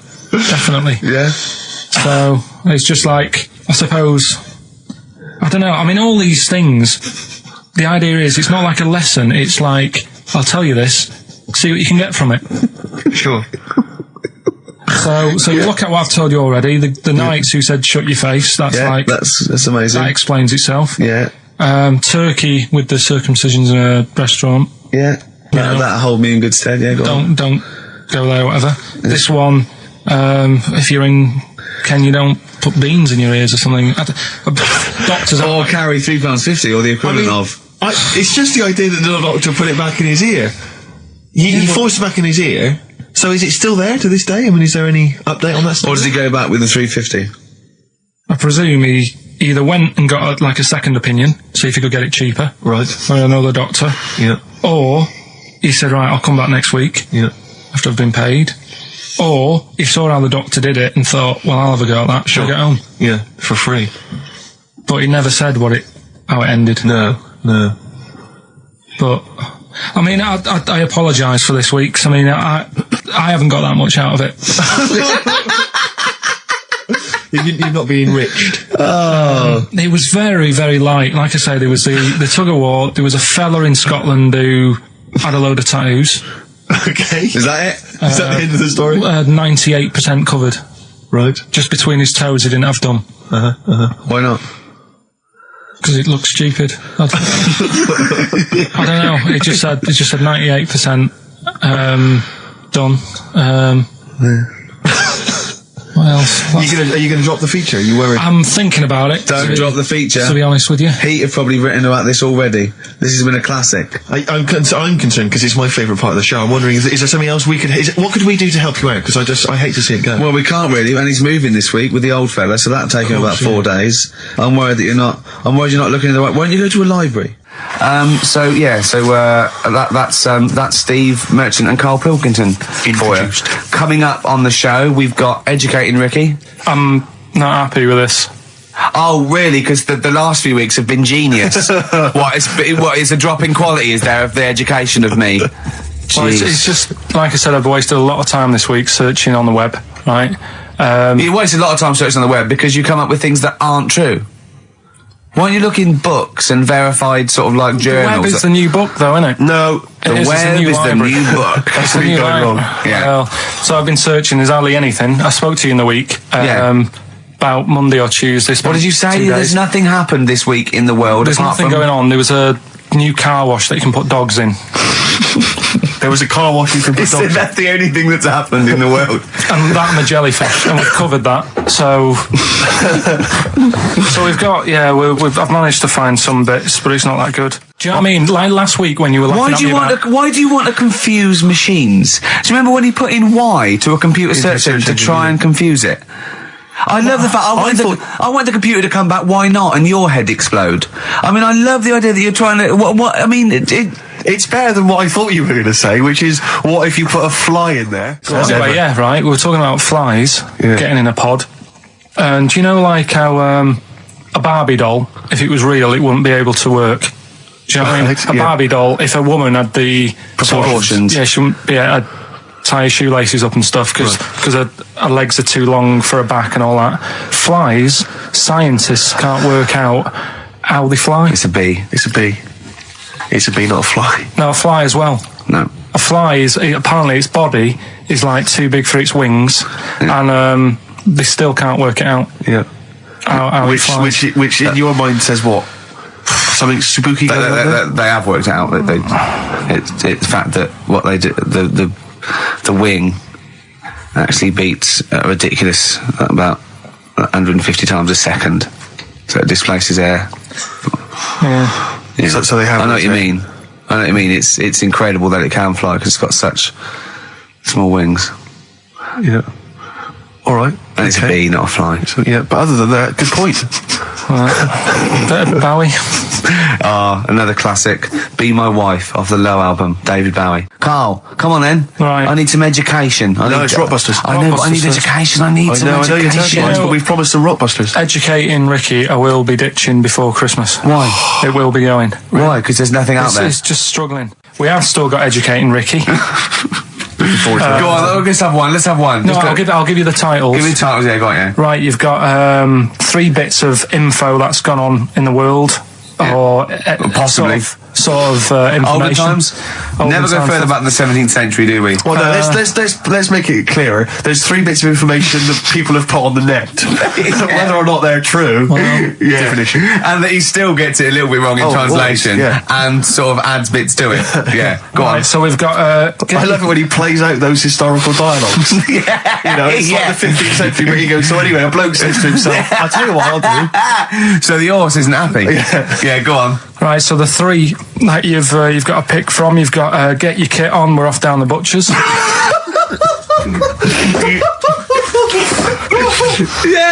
get your kit on, we're off down the butchers, We've got Wash Up With You. Wash Up With You. Wash Up With You!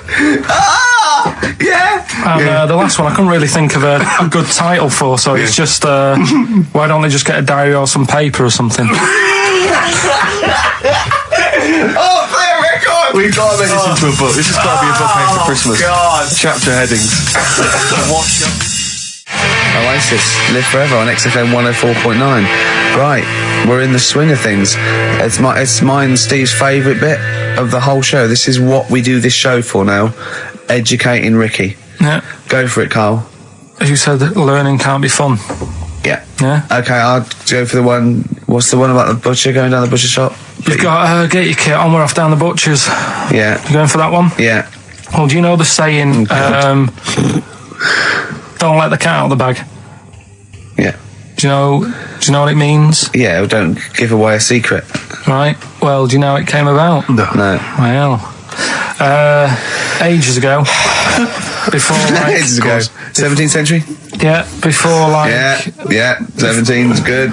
Yeah. Before, like, proper butchers and Dewhursts and supermarkets and that, you used to get these blokes who sold meat. Right. Butchers they were called then, I think. Yeah, but the difference was they didn't stay in the same place, they moved about. Right, so they'd turn up on a street corner, and he'd have like loads of carrier bags of like Carrier bags? yeah, with meat in and that, and people would Plastic be like, carrier bags. Yeah, with whatever. mobile butcher on them. Yeah. Right, so And an email address. Yeah, go on. people went, right, yeah, I need some meat. Right, so they'd go up to this bloke and say, what have you got? And he'd say, well, I've got a you know, you can have a bag full of pig, or you can have whatever, a bag full of chicken, whatever. Yeah. And they'd go, yeah, how much? They go, oh, you know, call it a fiver, whatever. Yeah. And they'd buy them, and to make more money, they didn't always fill the bag with what they said was in it. Oh, and yeah, I thought that might be the case. Right? Yeah. So what Did they they used to ever do... put cats in there? Yeah. But I don't see what... Okay, so sometimes they would put a cat in the bag They'd put a and cat pretend in it the was bag. chicken or whatever else. Yeah, so Why was a cat any cheaper than a chicken? Because cats are wandering around the streets, aren't they? Chickens aren't. So they'd get a chicken, they'd put a chicken on the top so that when they look in it, they'd go, yeah, that's all right. Got a bag full of chicken. They'd get home to make the dinner, and they'd be like, what are we having tonight? And they'd go, well, you'll never guess. And they'd have like, you know, well, you can have a chicken leg, and... You know, But it would be a cat. Yeah. They'd have to defrost a pizza. Yeah. Did they mind that they were eating cat then? In those days? He didn't say. He just was saying about the saying, don't let the cat out of the bag. It's like, you know, if they see that, they're going to go mad. I'm mildly disappointed with this story. It's all right if it's true, but you know, there's something about it. It's just...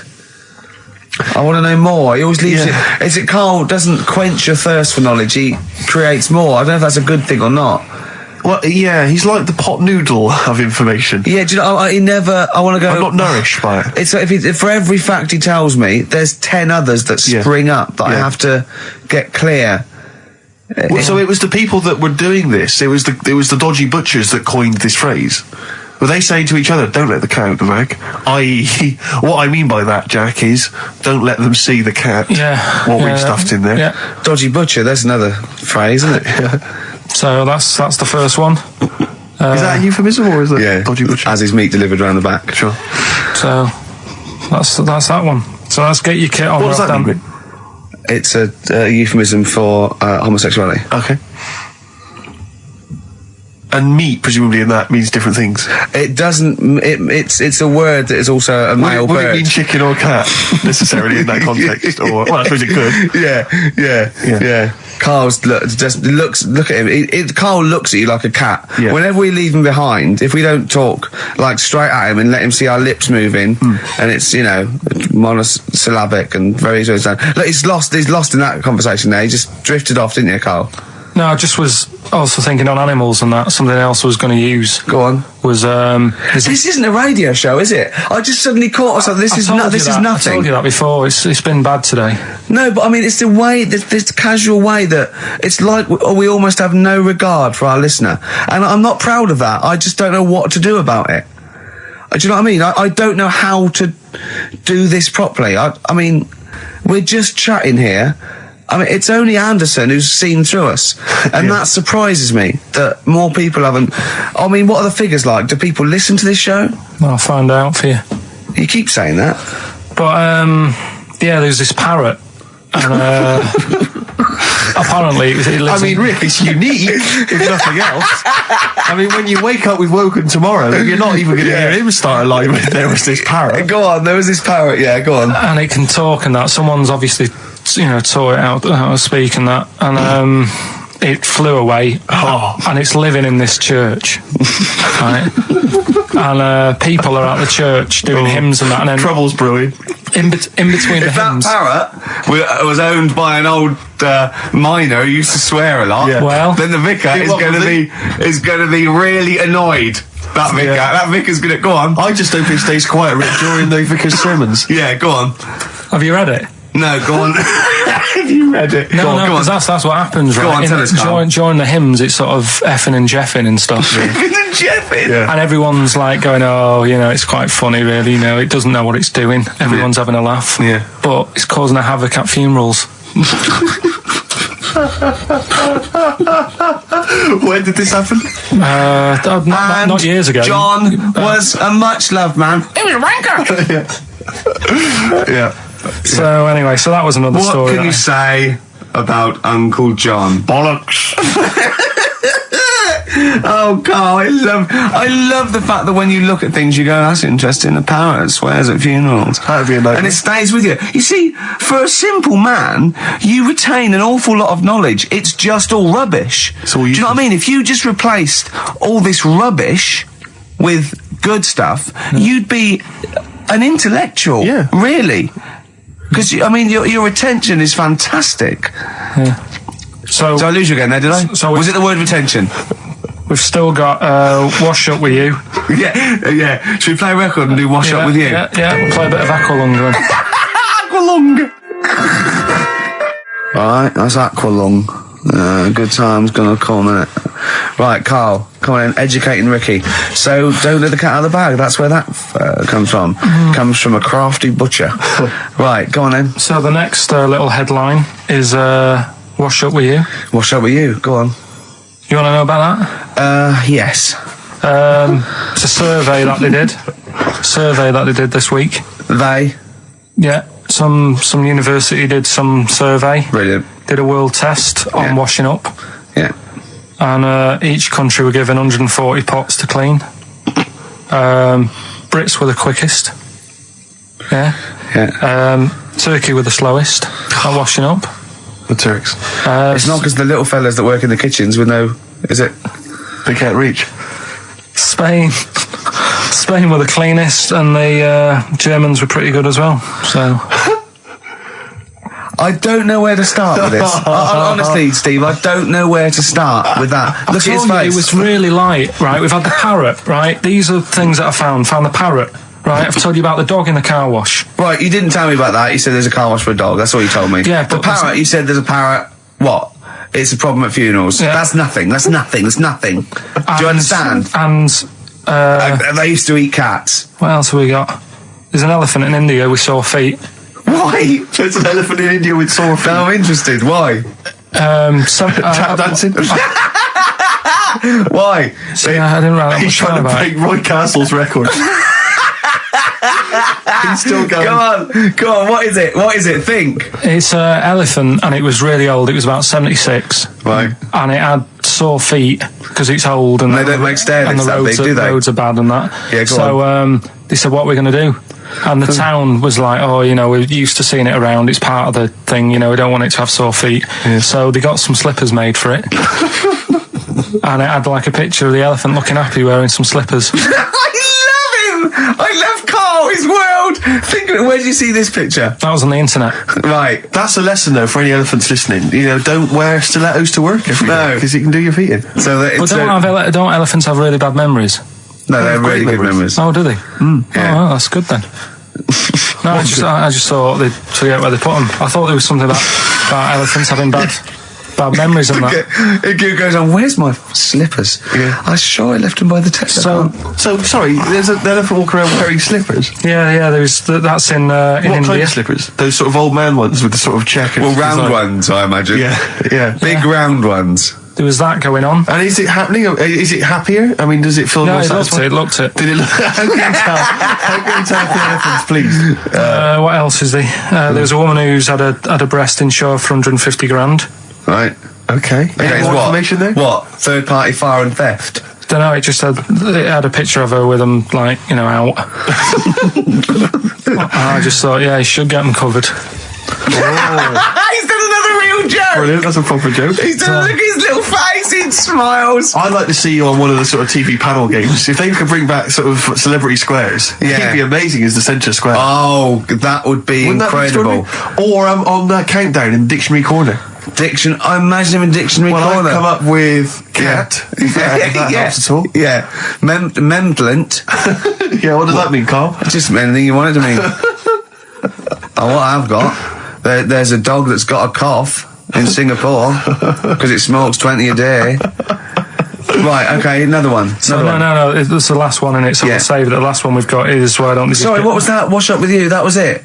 But was that it? Surveyor washing pots and pans. I didn't understand. You said Italy were the cleanest. No, Spain. No, Brits were the quickest. Yeah. We were the quickest, but Italy was the Spain was the cleanest. Turkey were the slowest. Yeah. Spain were the cleanest. But why weren't we clean then? Because we were washing it. Why were we not paying attention to the? We did it rubbish. We did it quick. We did it quickly, but I don't understand what it was being rated on. Who was doing it? Was it Annette Newman or Ainsley Harriott? She's quick. Both of them are quick. Yeah. Well, they've got like kind of loads of slaves that do it for them. Did we use fairy liquid?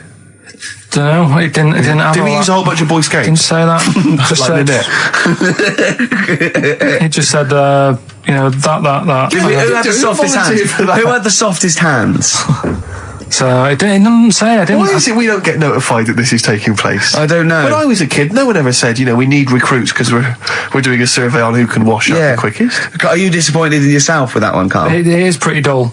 To be fair, and that is why we've got to bring in either con merchant or a wine merchant or shut up at your face. Yeah. Would you be able to, if I put you on the spot in the next after the next record, would you be able to give an example of how con merchant would work? I mean, is there something you could do, just sort of experiment? Should we play a record? I can do better than that. What? Ads. Go on. Travis on XFM 104.9 on Ricky Gervais with me, Steve Merchant, Karl Pilkington. We're doing Educating Ricky. Right, final one. Come on, Karl. Right, what was it? It was, why don't they just get a diary or some paper or something to write on? Yeah.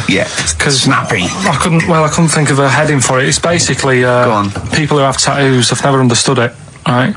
That they have something put on their arm. Right, sorry. Have we started the educate? Is this part of it? Are you educating me? This is something that will be useful in my life that I didn't know about. Yeah. Go on then. No, it's just that they've got a machine out, right, that does tattoos. You come up with a design you want, and you sort of this machine scans it, and you put your arm in this thing, and you press print or whatever, and then it does the tattoo on your hand. Or on your arm. Like loads of little needles that follow a pattern? Yeah, computer, basically, yeah. Is it a real tattoo? It's a proper tattoo one. The fella said... well, as long as it goes out, it pierces the skin with a I just wondered if it's one of those kind of, those kind of... No, it must be lots of little needles or a moving needle that can go along. But how is this cleaned, like, in between each person? Don't know, probably... I don't know. Well, no, as long as it's only that... If it's one needle, it's just the head, isn't it?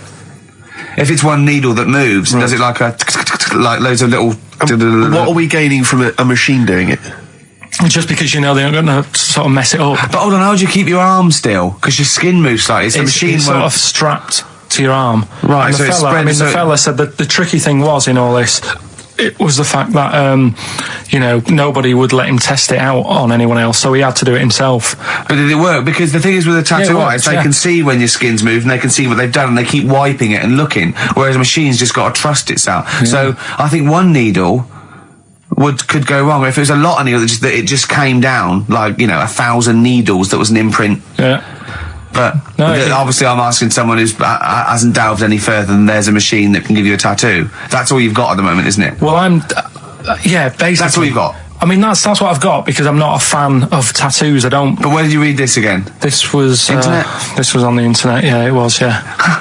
Okay. And I just don't understand why people do it. That's what got me attention. Because me... Sorry, what have I learned from this? That if you wanted to get one, you can get one done by a machine now. People say machines are sort of taking over and that, and there's another one. But it's just the fact. I mean, I don't know. So give us the snappy title of this education again. Why don't they just get a diary or some paper or something to write it on? That's what I always think when I see people with loads of tattoos. Like there's that fella who we were talking about the other week in Scotland who was covered 99% in tattoos. It's just like, what have you done that for? Yeah. Do you know what I mean? You can't get rid of it now. You've done it now. Yeah. One of my uncles, right, Tattoo Stan, he's just caked in them. Tattoos. Right. I don't think he's my proper uncle, but it's just like my dad's got Tattoo Stan. No, my dad's that's a province in Russia, isn't it? My dad's got loads of mates who. When you say he's not your proper uncle, do you know, like when someone comes around, all right, Uncle Stan. Yeah. Do you know what I mean? And my dad had loads of mates like that. There was John the Screw. Right. So he either works in a prison or he liked to have sex? Cabby. Cab driver. Okay. He was Jimmy the Hat. I don't know what he Jimmy did. the Hat? Yeah. And, did he wear a hat? No. No. It was Fred the Veg. You sure he wasn't a relative? Sorry. Fred the Veg used to get us like big bags of potatoes and that. Fred Veg, okay. And it was Tattoo Stan. Right. And he was just caked in them. And I used to always look at him thinking, why have you done that? I must have only been like, 6 I or suppose 7. if you're born with a name like Tattoo Stan, Exactly. you're destined, aren't you, were really? they like a 1950s gang? I'm worried about... I'm worried about... doing a bank job. What was his name? The Hat? What was his name? Jimmy the Hat. I'm worried about Jimmy the Hat. Yeah. Not having a hat. I don't understand it. Are you sure he didn't have a hat? Not when I met him. Did he ever wear a hat? I didn't see him that much. Do you think it was a joke, like, when your mate's sort of like, 8 foot and huge, you call him Little John or Tiny? Do you think... Well, the fact that he never wore a Yeah, they hat. went, hold on, I've noticed something about Jim. Go on. No hat. And I go, oh, true, let's call him Jim the Hat. Jimmy the Hat, yeah. But me Uncle Stan, he had like loads of them. He did them himself. Oh dear. And it was always that thing. God. What was it things like? He had like the cross. cut here, Cut here, made in neck. Britain. And if you're going to do them yourself, I'd say at least make sure you're sort of a good drawer. Yeah. And don't do it in the mirror so it comes out backwards. Well, that was the other thing. But like, I remember he did. Names are all right. He had like all his kids' names down his arm. And, what are they called? Yeah. Oh God, it's Tattoo Stan Jr. Yeah. And Paul shits to bed. I'm trying to. Oh, Wabbai Kate. Yeah. But he had. Frankie never amounts to anything. Oh God. So he had like. Johnny, I don't think he's mine. So he did all this. I don't even know why I'm telling you about tattoos. No, nor do I, Carl. Hey, to be honest, Carl. So Yeah. Okay. Any other nicknames your friends of your family had? What was your nickname, Carl? just Pilky, really. Because for a minute I thought Karl the Veg would have made a lot of sense. Yeah, Karl the Veg. And why has your dad got a little tattoo, dopey twat, on his arm? Right, we'll do the answers to Rockbusters next, yeah? Brilliant. Can I just interrupt you guys, because we've just had an email here.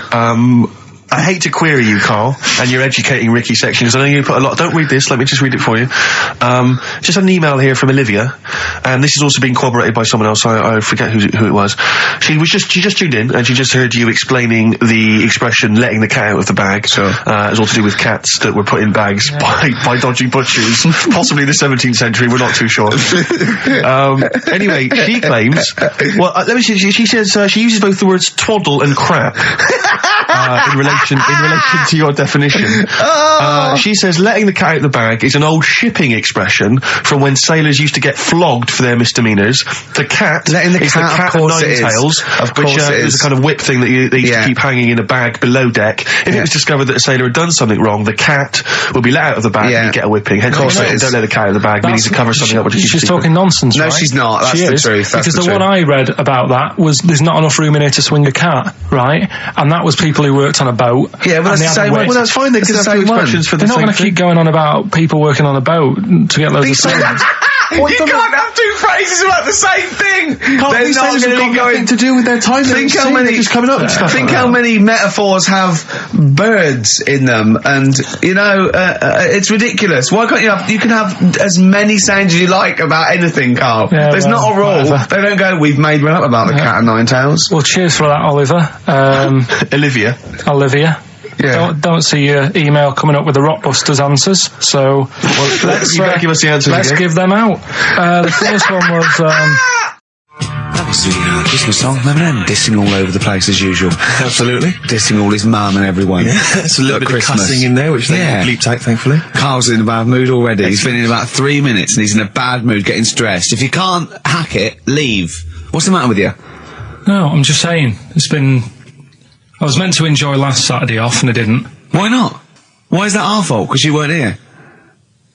Just because, I don't know, but... Are you not in the Christmas spirit? Why didn't you enjoy last Saturday?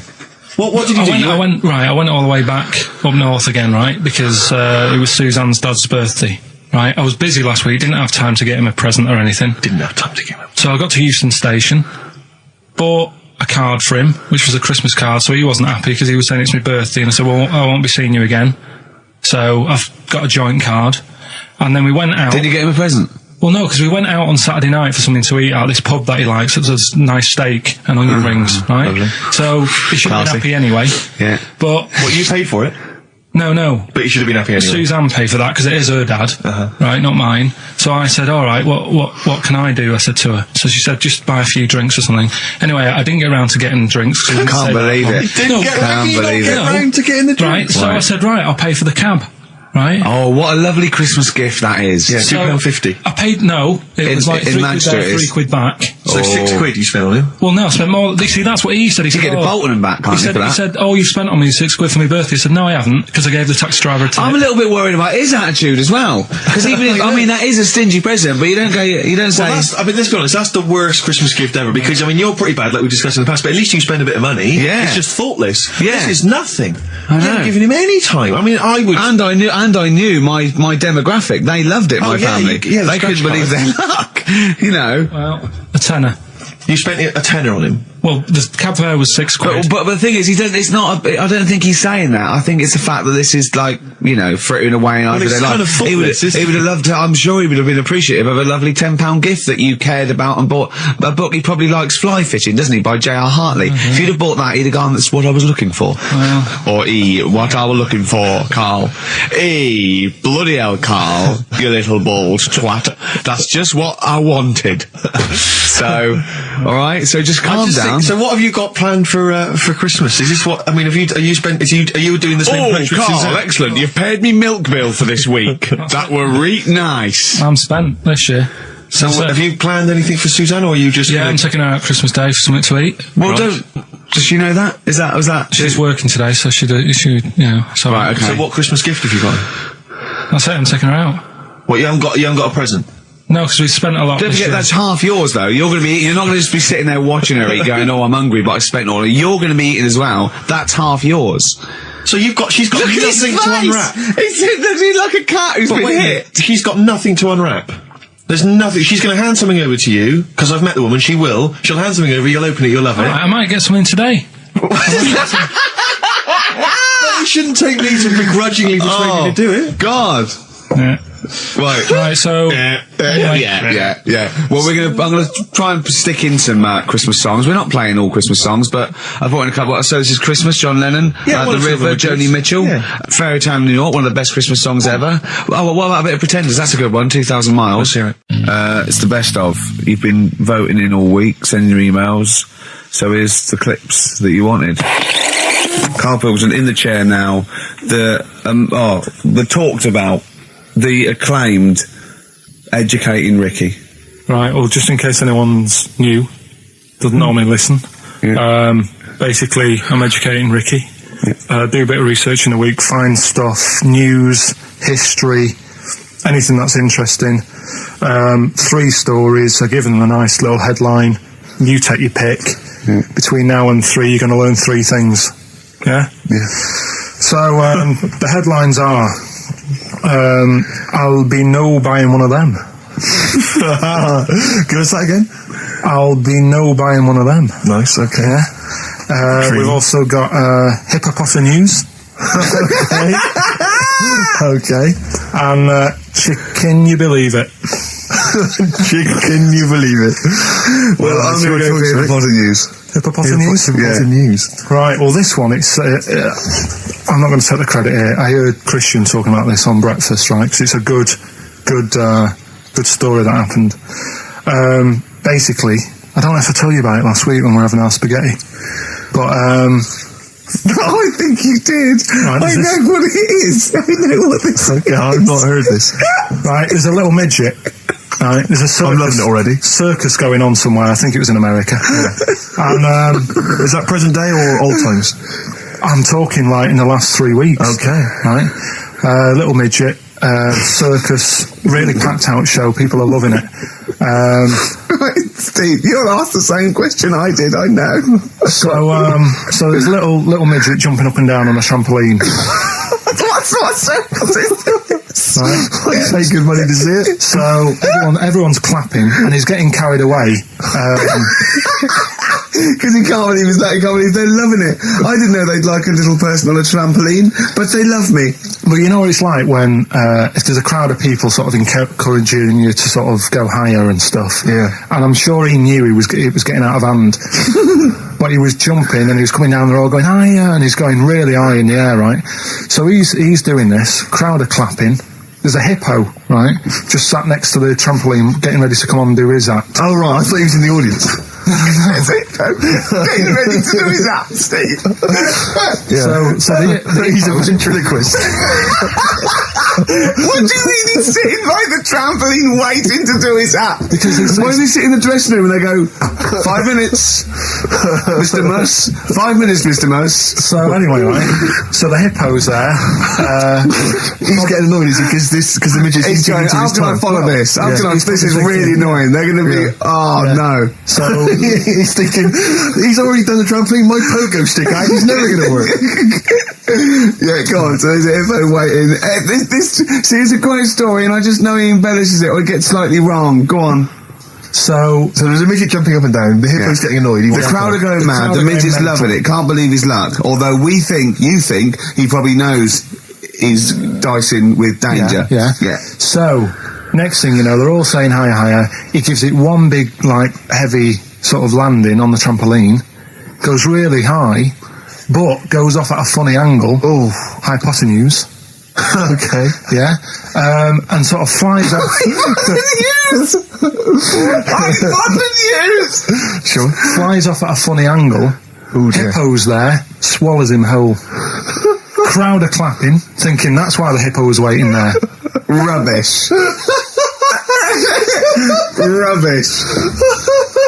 It's not rubbish though. But no, maybe there was an accident in a circus with a midget and a hippo, but at no point was this hippo waiting to go on, going, come on. The midget flew off at hypotenuse and landed in the hippo's mouth and was swallowed whole. This is what you embellish it. That is great. And I have to say though, Rick, when I heard midget, trampoline, hippopotamus, I was thinking accident waiting to happen. Yeah. So.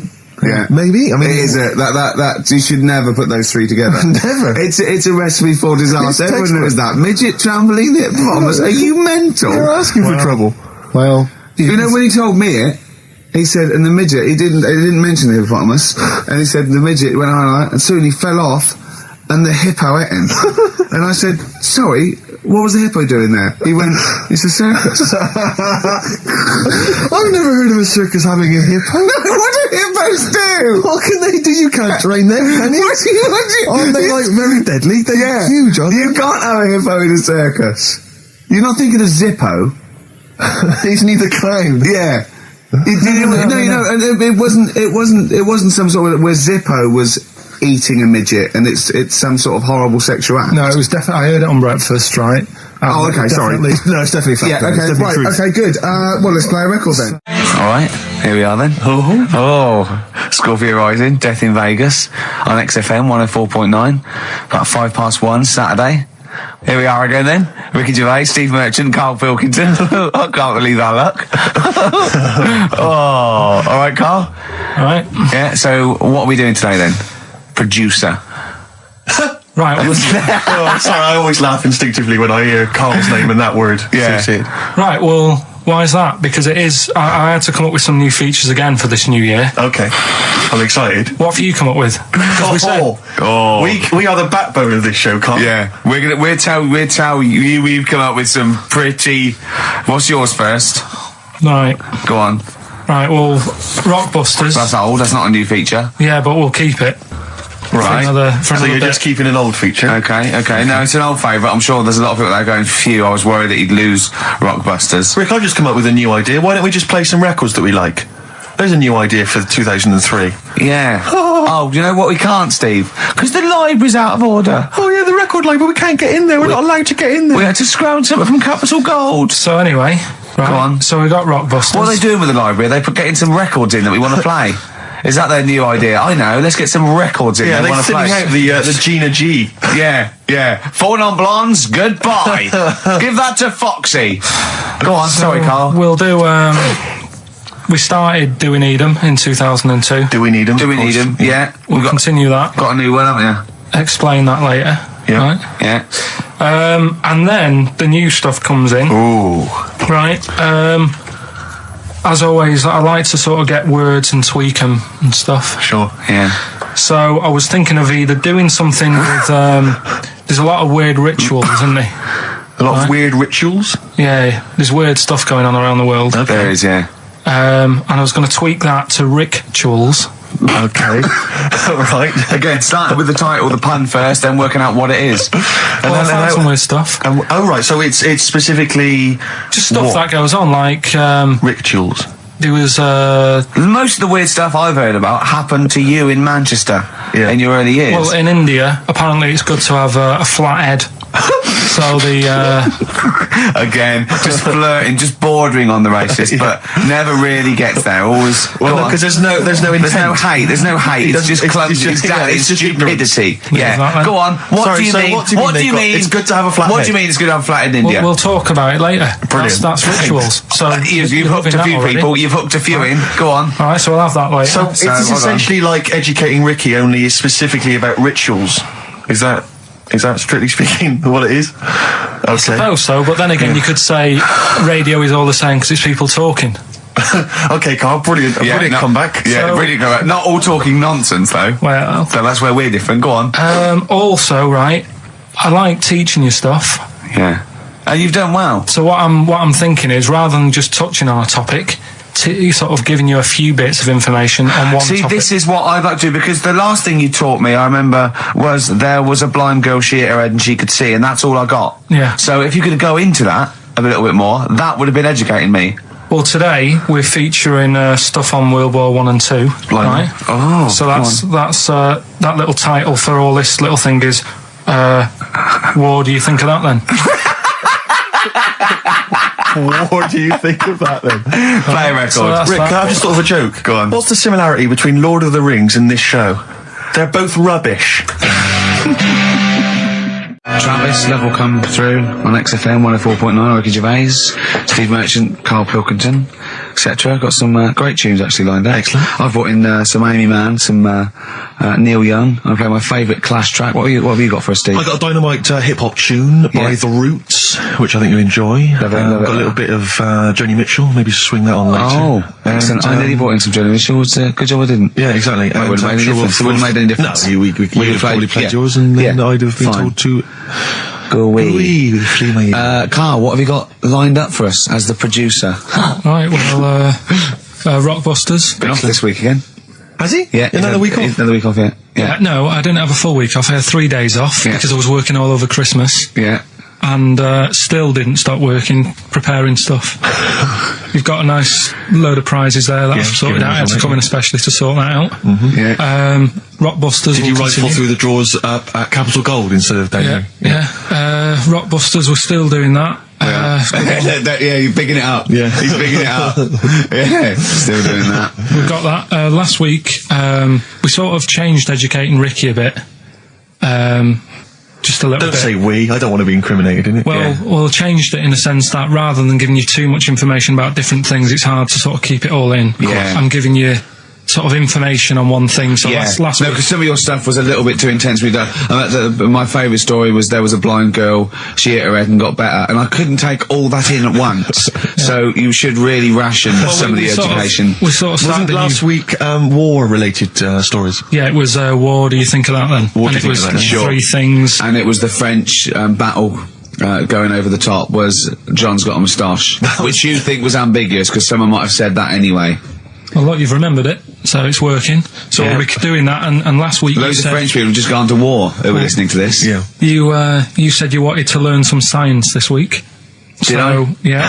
so the title this week for that is I Said I Would Sort You Some Science Out.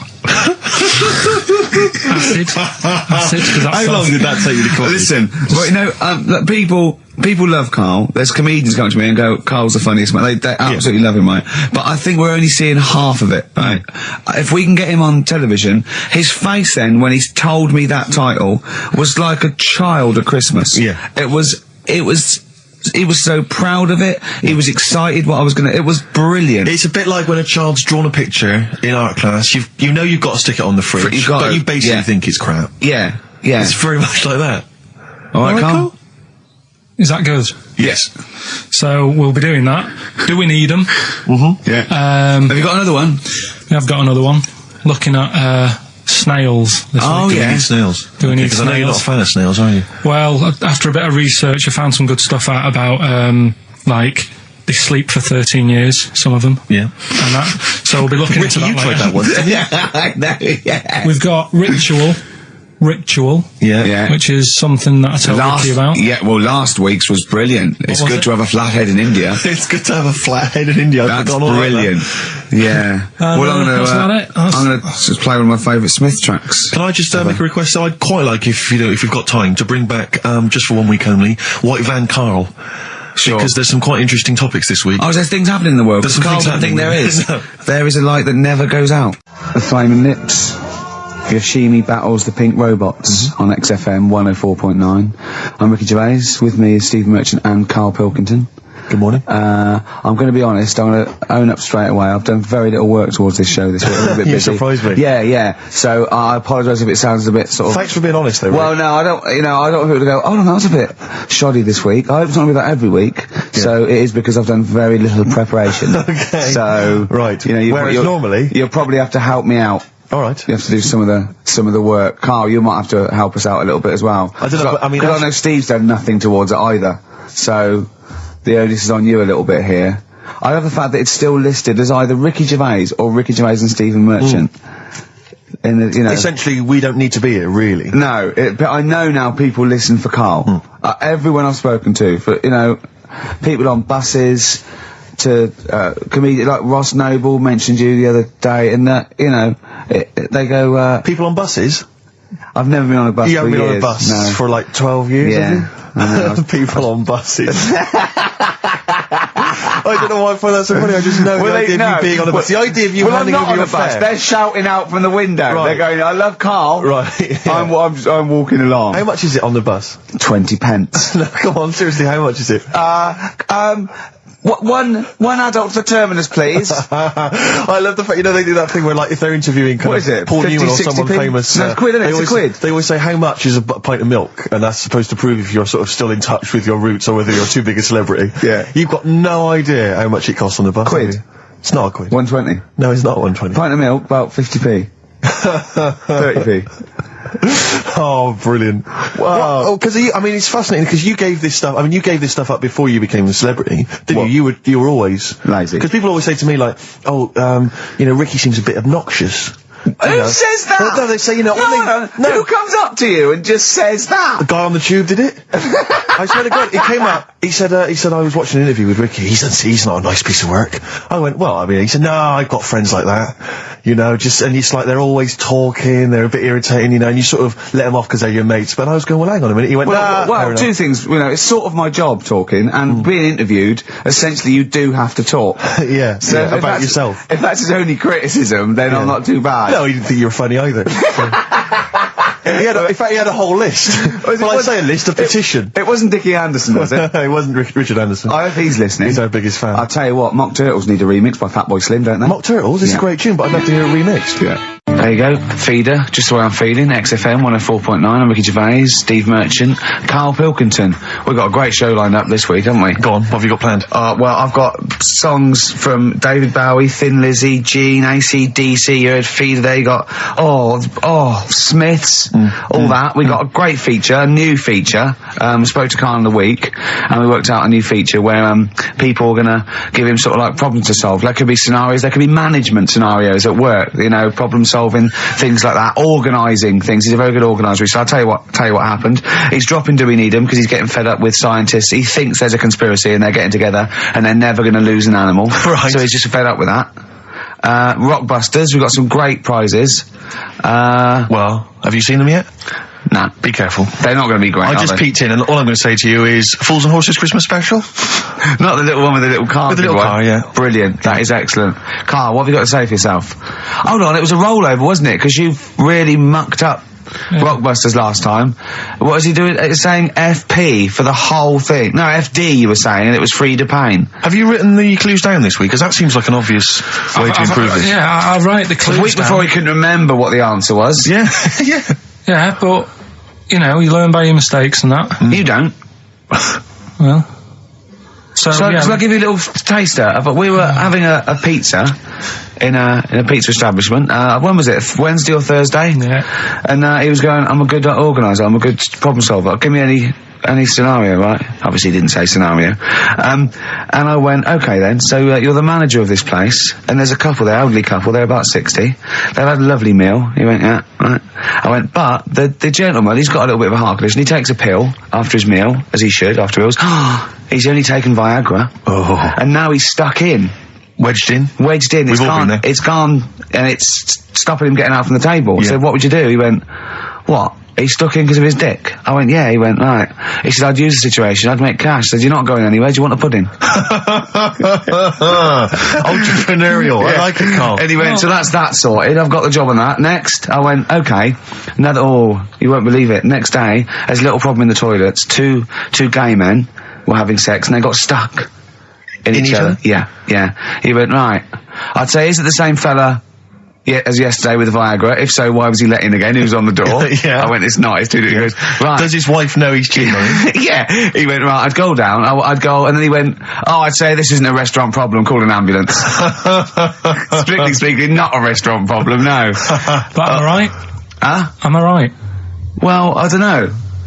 Would you give me the job if say, like, you were the boss of that restaurant and you... Do you know what I like about this? At no point did he say, Gervais, why are you being so mental? Yeah. Why would someone get stuck because they took Viagra by mistake and two people get stuck in each other? But you've heard the stories from his past. That is a perfectly legitimate situation to find yourself in. You grew up in his part of What would you Manchester. do if there was two fellas with big heads and webbed feet and they had a horse in a... Well, what I'd do is... What would you do? What did you do when you first saw them? What, saw the kids lads with the big heads and Yeah. We should very quickly remind people, if they didn't listen to that particular show, they had webbed hands. Yeah. Did they, or webbed feet? Well, they had webbed hands. Right. And big and heads. enormous heads. But it wasn't related. But they weren't related I know, to each they were other. completely No, separate but I'm people. saying that the webbed hands isn't due to the fact they've got a big head. No, sure. It's two different things. We're just unlucky. Yeah. No, hold on. If they weren't related and they both had webbed hands and big heads, I'm saying there was a condition that was related that had those two. I don't think it was. So what do you think the chances of that are? They're not related, and he goes, "Oh, you got a big head and webbed hands as well." Yeah, just a coincidence, isn't it?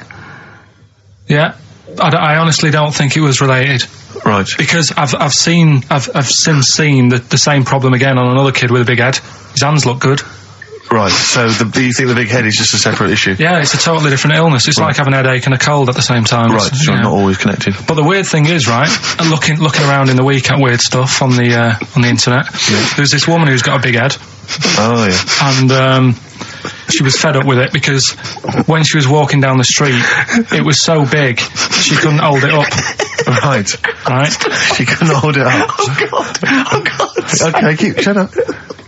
So when she was walking, her eyes were hurting because she had to sort of look up all the time because her head was that heavy. Her chin was sort of balanced on her chest. Right. And she'd have to peek up, yeah. So she goes to the doctors, and this was after years and years, and said, I thought I could put up with it, but I can't. How big was her head? It's big, Rich. I don't know if it was like big because there wasn't a picture. I don't know if it was just big or a lot of bone. So it was heavy. Very heavy. Right, like the Elephant Man, just outcrops. Right. So the doctor said, we can sort that out. But we'll have to take your head off. Right. Okay. Listen to this. Okay, listen. keep going. Because what you don't seem to understand is I had the same reaction to you when I see it. Yeah. What? Right? You're quizzical yourself. So I looked at it. They took her head off, chipped away a bit of the bone, made her head lighter, put it back on.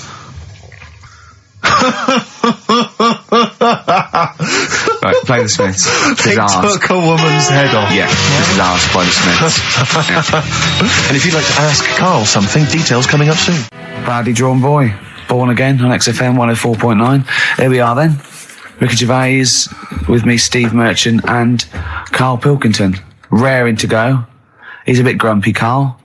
Woken up at 8 o'clock. Because he's from the north. Yeah, because he's in London. Yeah. And London's rubbish, right, isn't it? Oh. Working you can't even get a Band-Aid in London, can you? Or grouting. In Manchester, I could walk to the next shop and definitely get some Flash, or maybe some Vim. You can't get it down there. You gotta go to a trendy bistro, haven't you? Carl, why are you grumpy? I told you before, I'm just a little bit tired today. Because he had to get up, but the builders next door woke him up. No. He's always going about his hours. Those builders probably got up at 6. Yeah, but to I get can there understand builders who get up early because they're building outside and they've got to get the job done before it gets dark. But he's working in someone's lounge. If it gets dark, put the light on.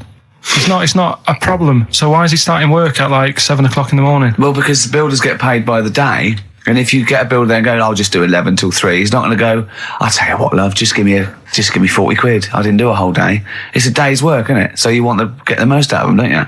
Plus, he probably wants to finish early so he can have a good night out. Yeah, it's a Saturday night. You know what I mean? He wants to... Yeah, he wants to get at least 15 pints in. And he was cheery. I bet he was whistling and, dancing around and tapping, So I don't know how you can be annoyed at that. Why don't you get earplugs? I don't like the idea of earplugs. Why? Because I live in a flat, so it's not as if I'm looking after my house, right? I know. Already, I've lost you. No. That wasn't even a whole sentence, and I don't know what you're talking about. No, but what I mean is, What? if you live in a house, right, you know that you've turned the lights off downstairs. You know you haven't got a frying pan on, right? Right, So, okay, not really. Keep him going. But I live in a flat, and I don't know what the other people are like. There might be some daft people in there who God, don't, imagine that. right, who don't turn stuff off. Now, if I have earplugs and the fire alarm's going off, I'm not going to hear it. I'm going to have a good sleep, but who knows what could happen? So I don't like earplugs. It's not safe Okay. if you live in a block of flats. But I think you'll find, because I've used them, I think you'll find that a fire alarm will cut through I the wear them earplugs. sometimes if it's noisy or I want to go to bed early or something, and I hear my alarm clock, and it goes beep, beep, beep, beep, beep, beep, beep. It's All right, that then. loud. Okay, well- and a fire alarm is deafening. All right, so we've talked in the past about snails who sleep for 13 years. No, you have. That's never been confirmed. In fact, the expert hadn't heard of it. Well, they do. Okay. I read it on different sites. Okay. So how much does it take to wake them up? Got you? What do you mean? Well, they sleep for 13 years. Yeah, but it's probably. But I don't know what you mean by sleep. It's not the same sort of pattern that we have in a mollusk, is it? There's different. What is sleep? It's when you're sort of shut down, and But they can estivate. They can actually literally no, but shut they didn't down. say that. They said they sleep for 13 years.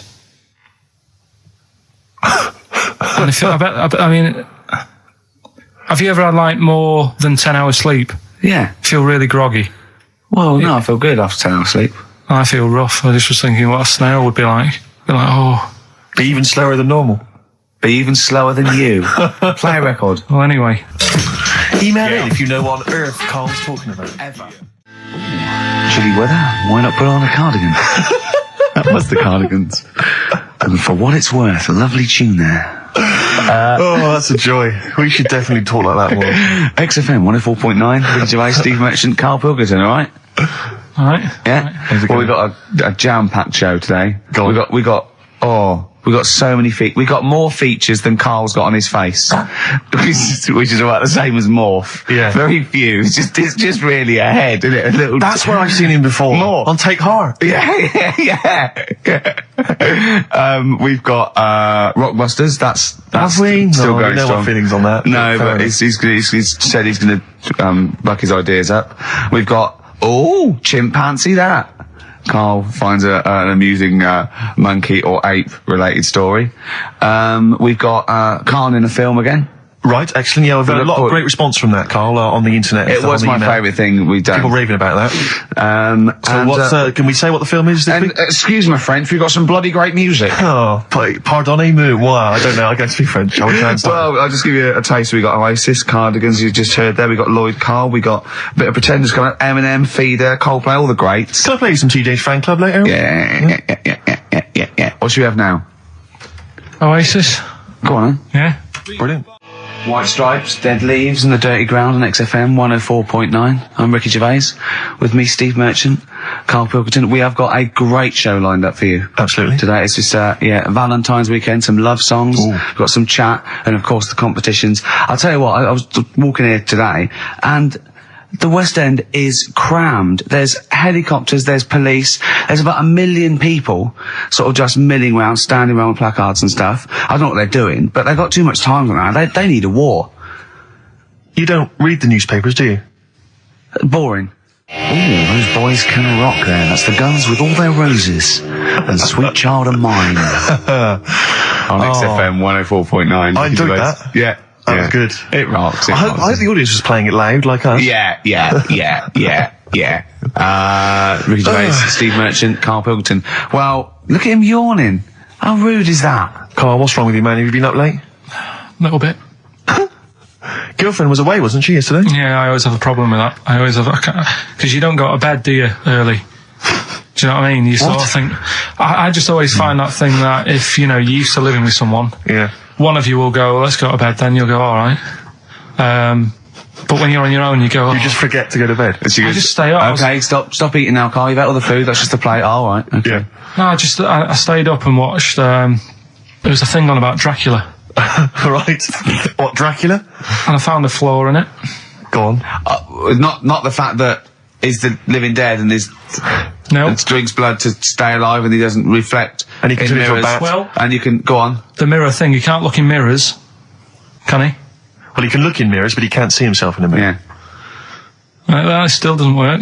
Go on. It doesn't work at all, Carl. It doesn't work at all. Well, centre parting's always really neat. his centre parting's always... How does he do it if he can't look in the mirror?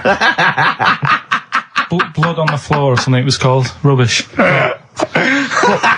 I love the flaw in the Dracula film is that his centre parting's too neat. How did he do it without a mirror? Oh. Was it a documentary about Dracula? No, Yeah, it was the real Dracula. Yeah, the real Dracula. It's just a film. It had blood on the floor or something. It's called. Yeah. It's rubbish. From 1970.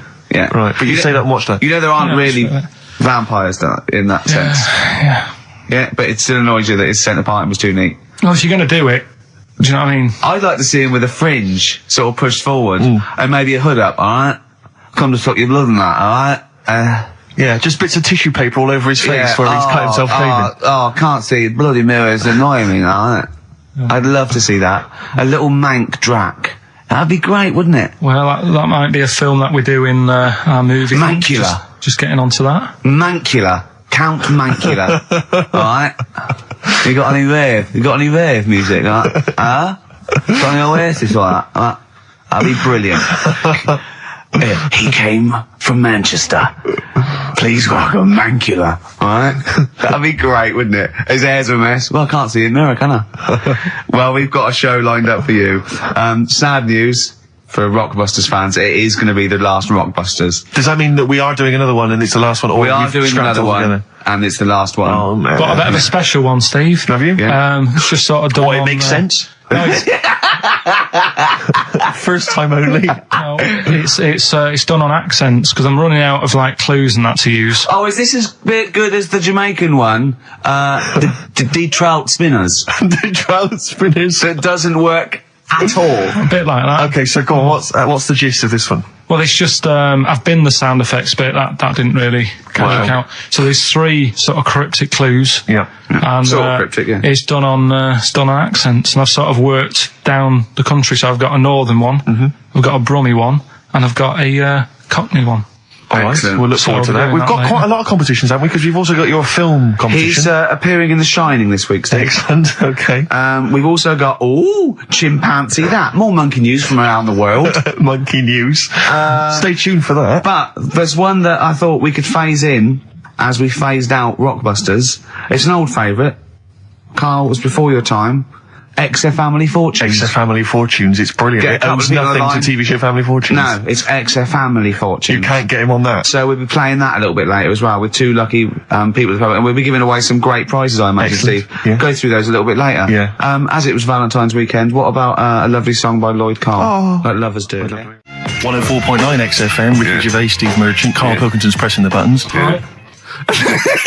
We're playing some great moments from the last 3 weeks. And some great records, Steve, from the last 2 weeks. That's true enough. Yeah. We're not actually here today. What are you up to today, Rick? It's 8 hours earlier, so this is about 2 o'clock probably.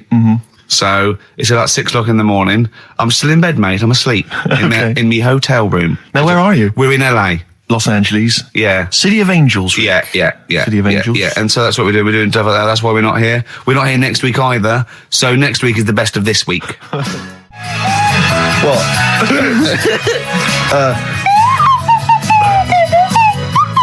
Someone's left one of those little things in here. It's brilliant, isn't It's it? amazing. What are they called, those things? I I imagine just then I was thinking of being in the front row at a Morrissey concert and going, can I just play along? They are brilliant. I don't know what kind of sound that is. I don't know. It's only used for when Kenneth Williams sees someone undressing. Yeah. That's the only time that is used, that noise. Exactly. That is brilliant. But it's like it was specially created for the Carry On films. Yeah, we need, I don't know what it is, but we need something when I walk in and see someone changing. Well, what about this? There is a light that never goes out by the Smiths. I phoned Karl up in the week, and I said, what are you doing? He went, well, even though it's one of my days off, I'm just doing some research on the web. Found anything that said, I'm doing science. And then he said, you can get wigs for dogs in Tokyo. That's his scientific fact. And I went, what do you mean? Dogs, if they need a wig? I said, if they need a wig, what? Dogs going bald? And he went, like, this is fine to him. He went, it's a stressful city, Tokyo. The world's all right with Karl. He's always got an explanation. I've only ever seen him confused once. When in Edinburgh, he looked out of his window one day and he saw a bloke putting a parking ticket on some rubbish. Yeah. And that genuinely confused him. Yeah. He couldn't work out, could you? It's a bit weird, isn't it? And the woman breastfeeding her 8-year-old child, you didn't like, did you? I don't like that. But what's the name? Animals with wigs. I kind of thought, after I put the phone down to you, I kind of thought about it, thought, yeah, it's a bit daft, that. Are you sure he's not the ageing pop group? No. The Animals? But when you think, have you ever seen like a bald pet? No. It's weird. What do you mean? Because my mum, we had a cat, we used to get through loads of cats because we lived in a... Oh God! It started early today, isn't it? What do you mean? It's only 10 past one. What are you doing? No, running a restaurant? We lived on. Oh God! What do you mean? No, we lived on like a main road. Oh yeah. Right? So we used to get through a lot of them. My dad kept their saying, risk. stop wasting money. It's not. Stop wasting money, not wasting cats. Right. So anyway, we had this cat that was ill all the time, and He was just bag of nerves, probably. Yeah, malingerer. Yeah, I'm terrified. I'm going to which house? Rome. Oh God, bloody hell, Rome. Don't let me go to the Pilkingtons. and he, for some reason, it kept being sick all the time. Right? Yeah, that is nerves. That's definitely nerves. So my mum kind of thought, I've had enough of this, and she shaved it. Whoa. Now I know you're not vets in your family, but what correlation did your mum think there was between you being sick and shaving it? Because it kept being sick, and it was a pain to wash because it kept getting So caught she up. wanted a dry wipe cat. So why didn't she just varnish it? What? it's weird. It's weird. though. So now he's cold and sick. No, but not all of it. She left sort of the back half, but sort of from its waist, sort of. I love that. Shave it because it's sick on itself. And That is it was the genius. weirdest looking thing. I mean, normally I like cats. I'm always like giving yours a stroke on the head and that. Yeah. But as soon as she did that, it was like, oh, Yeah. can't touch it. And then So now it's sick, cold, and hated. Yeah. Karl. It must have, the other cats must have been taking the mick out of it constantly. It's just making things worse. I'm hoping that it got run over and was put out of its misery. no, I think it got all right, that one. Or is that yeah, it did get run over. It did. Oh God. Oh dear. How many cats do you say you've got through? I'd say whilst I was living at home, I mean, it's still on the increase even though I'm not there. So whilst I was there, probably 5. God. Wow. Oh. Yeah. And were you upset each time, or you just got used to it? It's one of them things, isn't it? Like I've said before, when you first see something, it's a bit of a shock. Do you know what I mean? It's like the Elephant Man or whatever. Yeah. First time you see him, it's that sort of, oh, look at that. Do you remember the first time you saw Steve? No, I'm not being funny. Do you remember the first? Yeah, but I've said this before. It's always, then you get used to how people look and you don't... No. I'm going to burst. You have to play a record. No, but... Because I just see Steve's face. No, but I've got used to it. Shut up. Well, here we are again, XFM on a Saturday. just gone 1 o'clock, Steve, if I'm very much mistaken. But we're not here as such. We're away again, gallivanting around. We've got to do the special sort of best of again. Okay. Which we did a few weeks ago. So this is the best of the last 3 weeks. Which I think it's the best 3 weeks we've ever had. But I'd like it condensed into 2 hours. Yeah. Yeah. Some great music as well in there. Yeah, there'll be some great music, interspersed with fine chat that you've already heard. Yeah. Except this bit. This bit's new. We've actually, out of the kindness of our heart, we've come in last week. Yeah. Yeah. And we've done a few clips just because we felt a bit guilty about shooting off. Yeah. And I mean, even now, having heard this link, I'm beginning to wonder if it was worth our time. Oh, dear. You know, I've said in the past to you, Rick, that my grandparents, so I love them dearly, but it's like for the last 30 years, they've been waiting to die. I know. It's like they just sort of, it's like, you know, the novelty wore off of life. Life in the 50s. Yeah, they got kind of bored of it. Life, in the 40s, it was brilliant. All sat around the old Joanna as the bombs fell, singing. They loved that. The 50s, you know, that was great as well, because that was the post-war years. It was, you know, it was a bit tight in the pocket, but it was all right. Everyone pulled together. And then the 60s came along, all the crazy music, the funny hair. Let's stay in bed. Exactly. They basically stayed in bed. And it was one Christmas when my grandmother said to my dad, what do you like for Christmas? What do you fancy for Christmas? And this must have been, I don't know, 20 years ago. She said, what do you fancy for Christmas, Ron? And he went, well, you know, I could do with a nice big kind of warm winter overcoat. She said, don't worry about that. Don't worry about that, because your father will be dead soon. It's what you can have his. Meaning my granddad. Well, to be honest with you, my father's still waiting. Which is good news. Good news for my grandfather. Less good news for my dad. He's freezing. He's freezing. He finds out, how is he today? He's fine. Oh, okay. Oh, I'm freezing. It is such a weird mindset, that. I think that to me is what sums up people from that older generation, the 40s and 50s. And it seems to me that you've got that kind of mindset. It's like you were born in the 30s. And whenever you talk of your childhood, it's like you had like a baked potato to take to school. And a hoop and a stick is a Christmas gift. The other thing is, I think that that sort of generation, it seems that the man is dependent on the woman.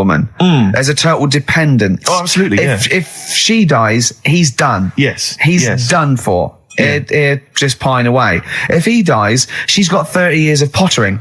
Absolutely, yeah. Do you know what I mean? And going to, like, you know, the youth club and the church. I know what you mean, yeah. It's sort of like that. It's sad. Of course, it's sad for them, but it's sort of not the end of their life. No, sure. And it sort of is the other way around. I don't know why that is. Yeah. It's terrible. That's a little melancholy thought for I know, I've really brought it. You brought it down. You've brought it down. I've brought it. This isn't a nice show at all. This is terrible. Well, we're going to have people just killing themselves. What? Well, I didn't really want to make it a Christmassy type show because I don't really like it. Oh, he's done it again. What, you did Christmas once, didn't like it? No, my dad always said... All right, steady on. Dad said Christmas morning was for, like, you know, for me. So he used to stay in bed.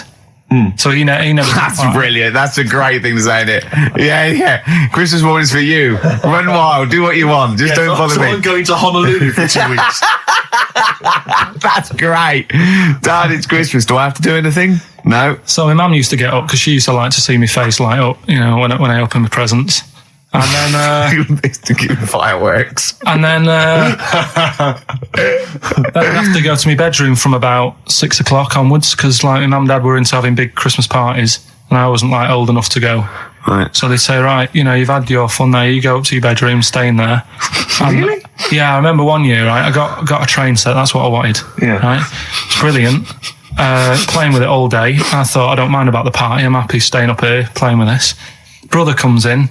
He's had a few, right? He's going, yeah, give us a go on your train. How old is he? He's a bit older than me, so he might have been like, let's see. Well, let him be 18. Yeah, probably about 18, 19, and something like that. I had a train set, so I don't know, about 14. Something like that. Yeah. Right? So I'm playing on that, loving it and stuff. And then he comes in and goes, oh, give us a go. He turns the transformer up to like 14. He went really fast for about 5 seconds, broke it, and then he went back downstairs. Wow. So Christmas, I hadn't even got Sounds Christmas like the Conservative government with British Rail. Satire, that is. Rick, I just thought that there's satire. If there's any satirical shows listening or magazines. It doesn't work in any way because there's the analogy falls down apart from there being a train. Think it through though. British Rail was trains. Yeah. And the government broke the trains in many ways. They didn't break them, like not officially breaking them, but they kind of... It does work. It's perfect. Oh, I'm pretty pleased with that. And I can't... And no one's asked him to be on Have I Got News For You. It's weird, isn't it? Because it's strange that when you've got a satirical mind that's as quick as that. Yeah. Right. And he's broke your little train set. So what did you do? I just watched telly and had some sausages. I bet you were happy with that though, weren't you? It's a bit annoying though, isn't it, when your main present of the year's been broke. And did it ever get it fixed? No, that was it. Put away. I'm intrigued why your parents wouldn't let you come and join in the festive fun. Was it like really debauched down there? Was it like eggnog everywhere? Well, no, but I mean, that's fair enough. 6 is a little bit early, but I just think, you know, if you're a kid, you had those fun, put them to bed at 8 maybe. And Do you think so on Christmas Day? I thought that was a day for family. Well, not if there's a party going on. And Well, don't have the party on the Christmas Day. Well, that's another option. Yeah. Your parents are weird, aren't they? A strange breed. Well, I think that was the year, right? You're talking about buying presents and stuff. I think I did treat my mum to... I didn't buy my dad anything. I think that was like when I got a bit older, I used to get my dad something because he wasn't that bothered anyway. No. So, got my mum, there was a cheap shop, right? Of course. Thank God for that. Called Snips. Right? So I went in there and I thought, let's see what I can get her. And remember Victoria Plum? I don't think so. Well, it's like a fairy character. Right. And my mum's into gnomes and stuff, right? So I thought, right. She must be pleased with you then. Victoria Plum. I was thinking, is that one of the neighbours? Is it like a brandy Do you liqueur? remember Victoria Plum? Victoria Plum. Victoria Plum, yeah, it's like a little fictional sort of character, right? Okay. So I saw it, I thought, yeah, she'll love that, right? So I did my paper round, saved up for 2 weeks, right? Oh. Got that sorted, went to Snips, bought the Victoria Plum. Next day, I'm in town with her, right? So I think, I know what I'll do. I said, come in here a minute, right? So we go in and we're looking around and I tested her, right? I went, look at that there, that's all right, isn't it? And she goes, oh, it's bloody awful. Oh, Carl. Oh, Carl. Oh, God. So then Christmas Day comes. I said, don't bother opening it. She said, no, why? I said, Oh, no. Why did you still give it to her? So, well, it was too late. I'd already bought it. Oh, Carl. So she opened it and I was like, and she said, oh, that's nice. I said, why are you saying that? I said, the other day, she said, it's bloody awful. She said, oh, no, I thought you were pointing at something else. Oh, no. So that's why I don't get anyone anything anymore. Oh, God. Play a record. Oh, God. Oh. Beautiful day. You too, to kick off the show, Steve. Absolutely. The Ricky Gervais Show with Steve Merchant. Hello there. And Claire Sturgis. Hello, Indeed. boys. Carl's ill.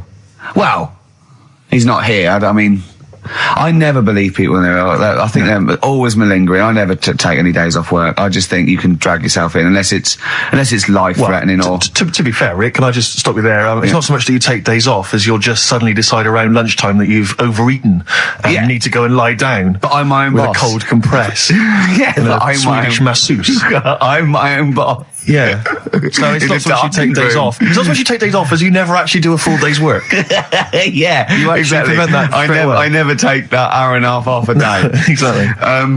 XFM 104.9. So what's the story, Claire? Do you know anything about Carl? Do you know what his illness is? I think he's got this sort of cold virus that's going around. He phoned me yesterday. He did sound poorly in his defence. A little Poorly. bit croaky. Well, I'll tell you what. He coughed a bit. I'm not being funny.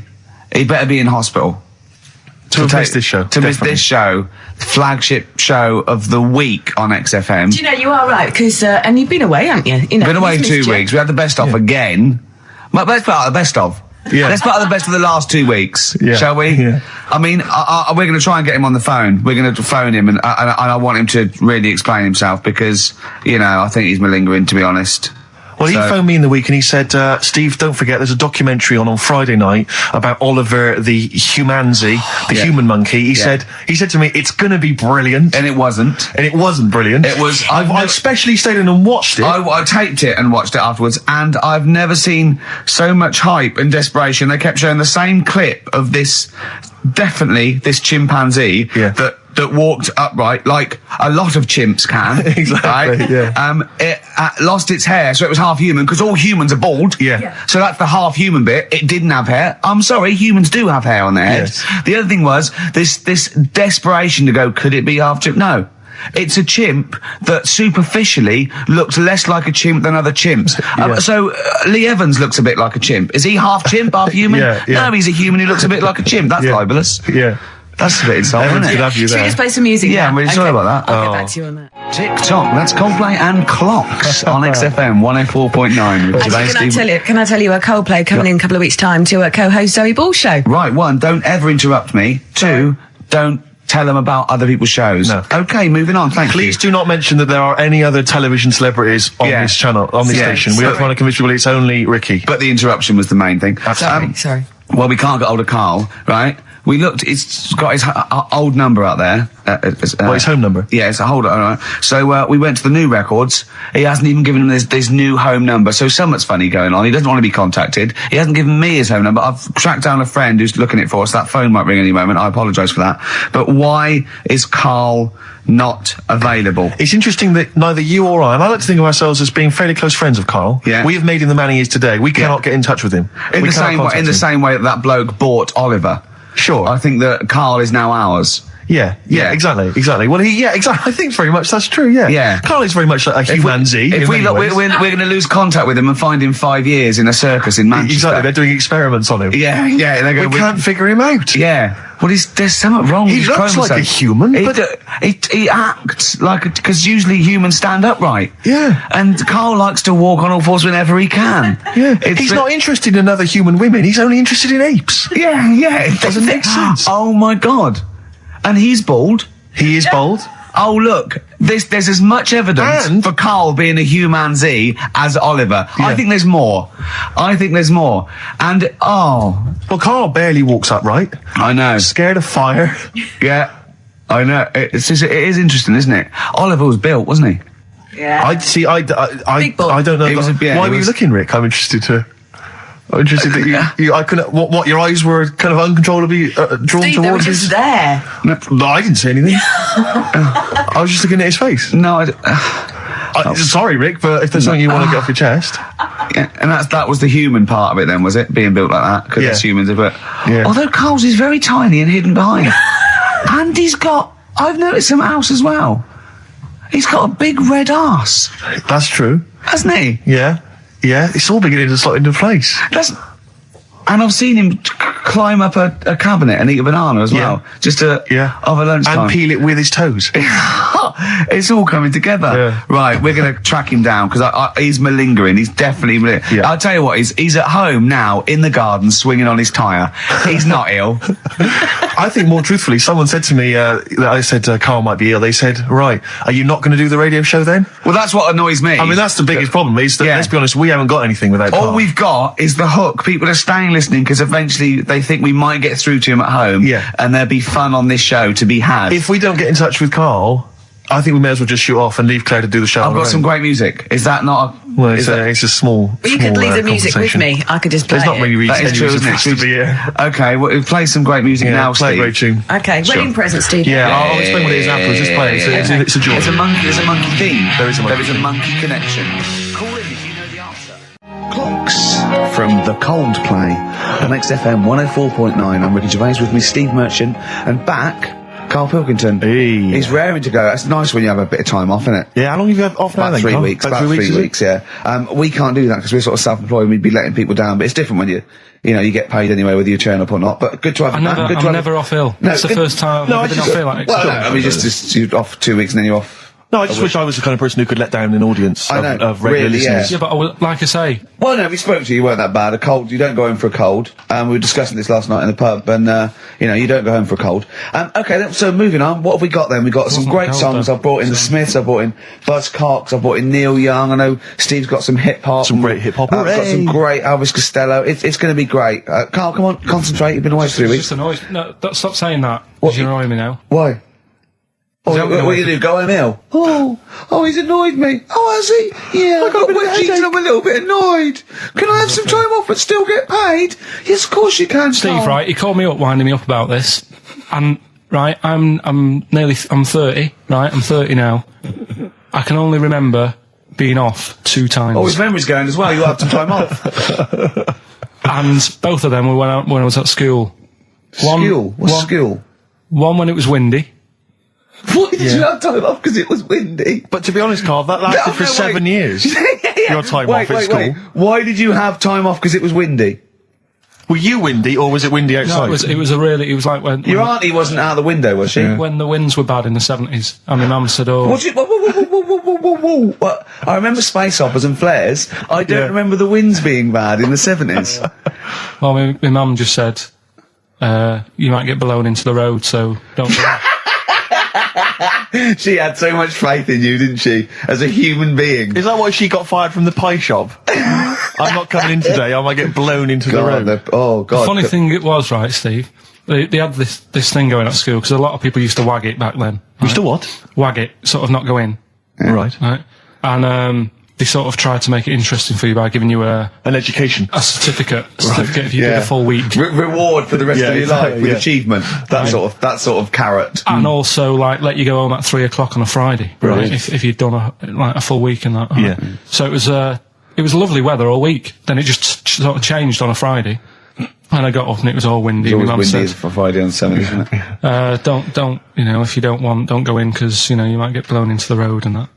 So I said, all right, then I'll stay off. And, so why did she told you to hold on to a fence or walk you there? What's this? Don't go out. Immediately give up. I love this getting blown into the road. Is that based on your cats that kept getting blown into the road? Well, so I got to school on the Monday, right? And the teacher said, Took you a right, long time. today, to punish you, you're the only one who wrecked the whole week, right? Everyone else came in. You didn't. So everyone else is going home at 3 o'clock today. But you're not. Brilliant. Serves you right. And I wasn't bothered though. It was great because I said, well, you'll have to stay with me, won't you? And it was great. So all I did for half an hour was doodle and stuff. It was great that afternoon. Yeah. And that was ages ago. That was like when I was about 8. And that's one of the times I was off ill. Yeah. So it was, but that wasn't even ill, that was wind. Yeah. Yeah. So, Yeah, it's a bit different when you're to be honest with you, world though, Carl. You can't just not turn up because you've got a bit of a cold or you're a bit fed up. I mean, we had an appointment 4 o'clock Thursday, wasn't it? And he had to call it because I cancelled it. Meeting went on a bit late. Time management. Get things done. If it was important, you'd get it done. Play a record, Carl. Pull your finger out, please. Oh, that's them Red Hot Chili Peppers, and they can't stop. I'm Ricky Gervais with me, Steve Merchant and Karl Pilkington. You're listening to XFM 104.9. Coming through today, it's noisy again out there. It's a nightmare. A lot of people marching up and down. What's that about? Well, from what I can work out, there's hundreds of them, millions of them, and they're all shouting really loudly. What do we want? Peace. When do we want it? Now. What do we want? Peace. I want to go, shush. Yeah. We all want a bit of peace on a Saturday. Yes. Keep it down. Please, I can barely hear myself think. I know. And he's not listening. Tony's not listening. He can't hear you from there. You may as well give up. He's not listening. There was 1 million of you last time. It didn't do anything. Hey, but Steve, there's no attitude. You know what? I couldn't find Boy George's War is Stupid, so here's a bit of Dylan. Bob Dylan. The times, they are a-changing. The thing is, Rick, it makes me wonder if the times, are they changing? I mean, it seems to me that life's pretty much the same as it was way back in the 60s when Bob Dylan wrote that song. Got any idea what you're talking about? No idea whatsoever. You don't really know about politics, do you? Know anything about it. Don't even read the papers. Got no interest, really. Yeah. Not particularly informed. My life's cushy.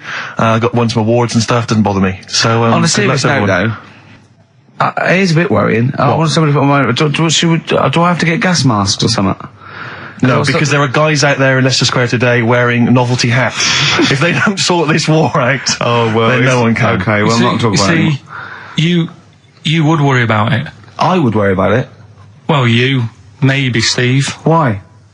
Sort of people who are successful are worrying about it more than other people. Just because, they've got more to lose, haven't they? Right.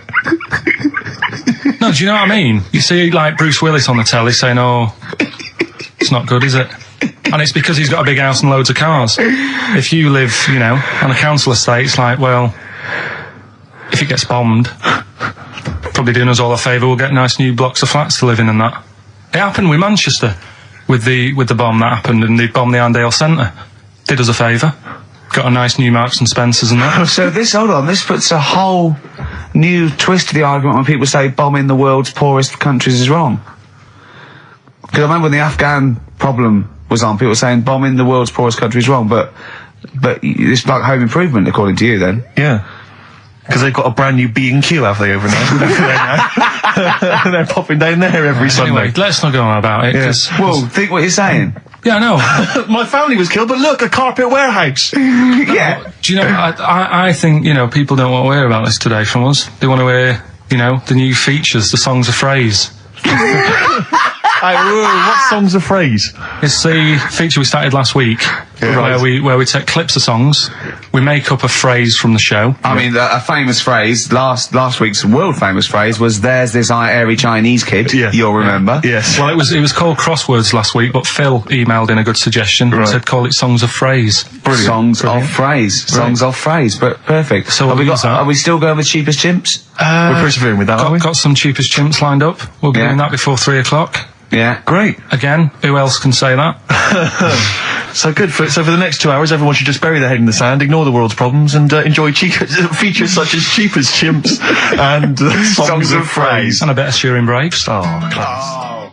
Placebo, the bitter end on XFM 104.9. I'm Ricky Gervais. With me is both Stephen Merchant and Karl, the K-Man, Pilkington. Oh. So you've already got that. That's safe. It's only 4 minutes past. You've had Placebo and you've got us three. So You're definitely going home with that. yeah, whatever that's happens. safe. That's on its way to the hospice. Exactly. You've banked that. Yeah. Now, do you want to gamble all that to go on and listen for another 2 hours? Well, you could walk away now and you're up. Yeah, you're up. You're already up. Right, that's brilliant. You have not wasted any Or time. do you want to gamble that against another 2 hours? It might be shoddy, it might go downhill, but it might get even better, Karl. What do you say they do? Listen for another 2 hours? Yeah. See, we shouldn't have done that. We shouldn't have asked Karl, because a lot of them now are already taking what they've got. And what they've got is Yeah. great, Rick. What they've got is lovely. Yeah. They're loving that. They're going to enjoy that. We have got monkey news. We've got Cheapest Chimps. That's not the same thing. How many A lot radio of people stations do. have got two ape-related simian features? Rick, can I point out now, a lot of people are making that mistake. A lot of people are thinking that Monkey News is exactly the same as Cheapest Chimps. It's not. Let's keep that clear. It's not. It's in the same ballpark, but it's not the same. There are apes. They're involved. They're involved. Yeah. We've also got some great music. Yeah. We've got an amusing sketch about a fly. Oh, is that important? Oh, and Mystique are dropping in. Let's hope the Mystique ladies are coming in. Singing their Yeah, music I for us. want to kick off with a song that is, you've got like half a dozen posing songs that when you're sort of like between 40 and 18, they were the ones you'd put on to get ready to go out or just pose around or be that pop star or think you're on stage or whatever or in the video. Yeah. And embarrassingly, I dug this out and I remembered I used to post this like a mother when I was about 14, right? This is Street Life by Roxy Music. You used to do... Mine was Oops Upside Your Head. Yeah. It was just me on the floor in my bedroom. One day there'll be other people in this imaginary boat. yeah. Elbows going everywhere, knocking over vases. Yeah. But then I remember later it was Black Lace's Superman, which is something similar. Do you remember that? That was brilliant. Wow. Spray, ski, da-ding, da-ding. If you've out there in Radioland got any funny jokes, then call in. Email them in because we need some. Oh. Hickory dickory docks, some lads there just wrote a song called Clocks. The lads are Coldplay. And the song is Clocks. I'm Ricky Gervais, with me Steve Merchant, Karl Pilkington, pressing the little buttons there. XFM 104.9. What's that little Well, I think I do more than press the buttons. Right, see, this is it, right? Karl has had a little strop on since last night, okay? And it's He's had a little strop on. yeah. You said strop on. I just wanted to clarify. And I don't know why. He says that I'm an annoying person. He says that I wound him up, right? Which I don't know. He says that you're winding up because you're sort of like negative about I'm everything. negative? Yeah. And but what I think it is because we pointed out that his lateness is unacceptable. Yeah. He said meet you at 6. He turned up at 20 past. He said, well, someone stopped me in the corridor. I don't care. I've got stuff to do. We had stuff to do. I think we're a bit busier than you, Karl. You've got one job. We've got loads of jobs. I keep telling you that. You got one job in a little room, a 9 to 5 there, that you don't even get done in 9 to 5. That's why you're late and mucking around all the time. There's loads of work to do. Yeah, one Right. job. No, Cool. it's not. It's one job with a lot of other jobs in it. It's like those little Russian dolls you get. Right? Well, it's So not, don't is have it? a go. Yeah, it is. Yeah. Everyone thinks, oh, he only sits in his studio messing about, making songs of phrase. That's what I do in my free time. Which we've got coming up later. Super slick. I still think 20 minutes late is an outrage. Though, Yeah, Karl. 20 minutes late is... Yeah, but I didn't say bang on 6. I you said said around 6. 6. No, you didn't. You said 6, which means 6. Well, it doesn't. Wait, sorry, it doesn't. If it was a newsreader, I'd say, yeah, you've got to be on time. Do you know what I mean? If it was a 6 o'clock news, I wouldn't want to be late. But it's the fact that I said to you, I'm busy, I've got stuff to do. No, you didn't say that. You said 6 o'clock to sort out tomorrow's show. I didn't. I know what I said. So Yeah, well, you don't, because I remember you sent me a text. You didn't even, it wasn't even a phone call. You didn't even have the politeness to call. Stephen has stitched him up by being a little bit more precise than him. It was a text and it said, see you around 6 tomorrow, question mark? Around. You just said it. Well, Around you 6. That doesn't count. That doesn't mean anything. Well, yeah, no, he does. What? So all right, You told me he said 6. Well, he did. I'm paraphrasing. 6 o'clock, Rick. To me, even if it was around 6 o'clock, that would be 5 to 6 or 5 past 6. It would not be 20 minutes after the event, because that is late. Well, you've got nothing. You see, you haven't even got an excuse. yeah, but then I turned up, right, and I said, right, well, let's not argue about this. Let's come up with some good new features, because we've been in Cheapest Chimps. That's gone today. Good news. He never liked Cheapest Chimps, Carl, did he? Right, he never liked it. Do you know what? Do you know who's took it further? Donald McIntyre. What? He's doing a programme, Cheapest Chimps. No, he's not. doing It's a channel. Well, we'll see. Again, I'll prove you right. Again, He's Prove you wrong. not. He's not doing a program Cheapest Chimps, is he? He's not. What do you mean? He's doing a tour of trail on Channel 5, and it was saying, you know, Is it 5 or is it about 20 past 5? He's doing this, he's done that, you know, now see him on Channel 5 because he's moved to Channel 5. Right. He's saying first big problem, chimps, you know, they deer and that. And, No, they're not dear. He's getting confused. No, 50 odd grand for a chimp, and it's saying, you know, he'll look into how much you can get gorilla for. What are in the name of God are you talking about? We'll talk about that later. But I don't know. What, I'm just saying that's another idea. and then, so go on, you got off. This is why you never get stuff done and you're late. You got off the point. You were talking about arriving late. Yeah, I know, but I'm just saying to you now, I turned up late, so I said, right, well, let's not argue. Yeah. I said, let's do some stuff. Yeah. You weren't having any of it. I think at one point you were trying to be sick on my leg. I do remember that. Yeah? Why? Just for fun? Yeah. All right. So that's when I started getting annoyed. He was very annoyed last night. No, yeah, okay. Yeah, I can see where that could be annoying, but you just got to think, hey, look, so what? It's, you know. Well, I think you rub each other up the wrong way. Yeah. That's the problem. well, no more Cheapest Chimps today. Right. Nothing to replace it because we didn't have a chat. Songs of phrase, we're doing that. You can win some stuff. Yeah, we've got the film that we haven't done for the last 2 weeks. The final film, we won't be doing that. Let him down. There's 2 weeks. So you're 2 weeks late on that. Yeah, Can I just ask, guys, is there going to be some great music? Yeah, well, What I've got about something from the only ones? yeah. The classic, Another planet. Brilliant. Placebo, The Bitter End. That's the first single to be lifted from their forthcoming album, Sleeping with Ghosts, which you can hear in full on the XFM Online listening posts. I'm Ricky, you cheeky little devil, Gervais. With me, Steve. All right, ladies, what can I get you to drink? What, you think I'm made of money? I meant half a mile or something, merchant. And Karl, oh, I'm stressed. If it's too hard, I don't want to do it. Pilkington. Indeed. Oh, well, it's nice to be back, Rick. Rick, I heard a rumour that you weren't going to be playing great music today. I'm assuming that's wrong. It is wrong. This is what I mean about the grapevine and just Chinese whispers. I'm not having it. There's some great music coming up. Right. I also heard that there was going to be some boring chat. Sorry, it's well, I want names. I mean, I don't want to name names, Rick, but that's the gossip I heard. It's totally wrong. I heard it was going to be inane, ill thought out, often stupid. No, Carl's not going to talk so much this week. We're going to try and sort of bring it back to real radio. So that's an absolute lie. Yeah, great. Good. All right, Carl, had a good week. Yeah, not bad. Have you? Going on holiday now, aren't you? Well, I will be doing later. Tell you about that later on. What? There's a hook. Can I just check? Because there are rules in place, aren't there? Yeah. There was a big bust up in the week. I'm only allowed to wind him up. I'm not allowed to wind him up socially now. I'm not allowed to. What am I not allowed to do socially? I think squeezing the head.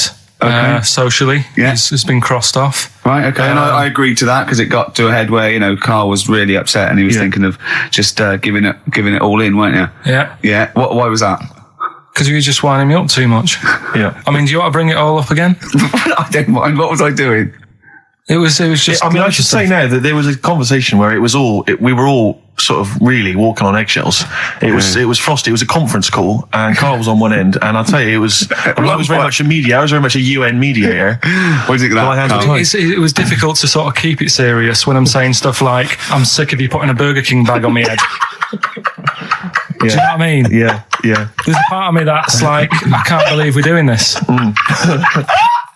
What I like about it is that I'm laughing and going, well, I won't do that anymore. And he's going, you can still do it on air. And like today, I came in, I went to squeeze Eddie, went at 1 o'clock. I love those rules. Yeah. I love those rules. Well, between the hours of 1 and 3 on a Saturday, you can squeeze his head, you can put a Burger King I bag on can't his... wait. It's terrible. Oh, dear. That all started last week as well, really, because I got in a bit earlier to do an edit for you on some track that had swearing in it, right? Yeah. So I get in early, he comes in, first thing he does is go to sort of squeeze me head. And my reaction was, not now, do it later. As if it's all right to do it later. Yeah. So that's kind of what made me think this isn't normal. We should just point out, when we say squeezing your head, what exactly does that mean? I put my hand on the front. I do 2 experiments, right? Yeah. One is the side, because you can crush an egg sideways, so I think that's more dangerous. Right. And I actually put my elbows out, and I pressed like a vice, and I really go for it until it really hurts. And the front one it shouldn't hurt so much, if my experiment's right. I don't know. Well, it was all this that sort of, built up. Sure. And the research that you're doing there, Rick, is that going to be available online at some point? Well, that was the problem. That's what I was saying to him, because it kind of started last week.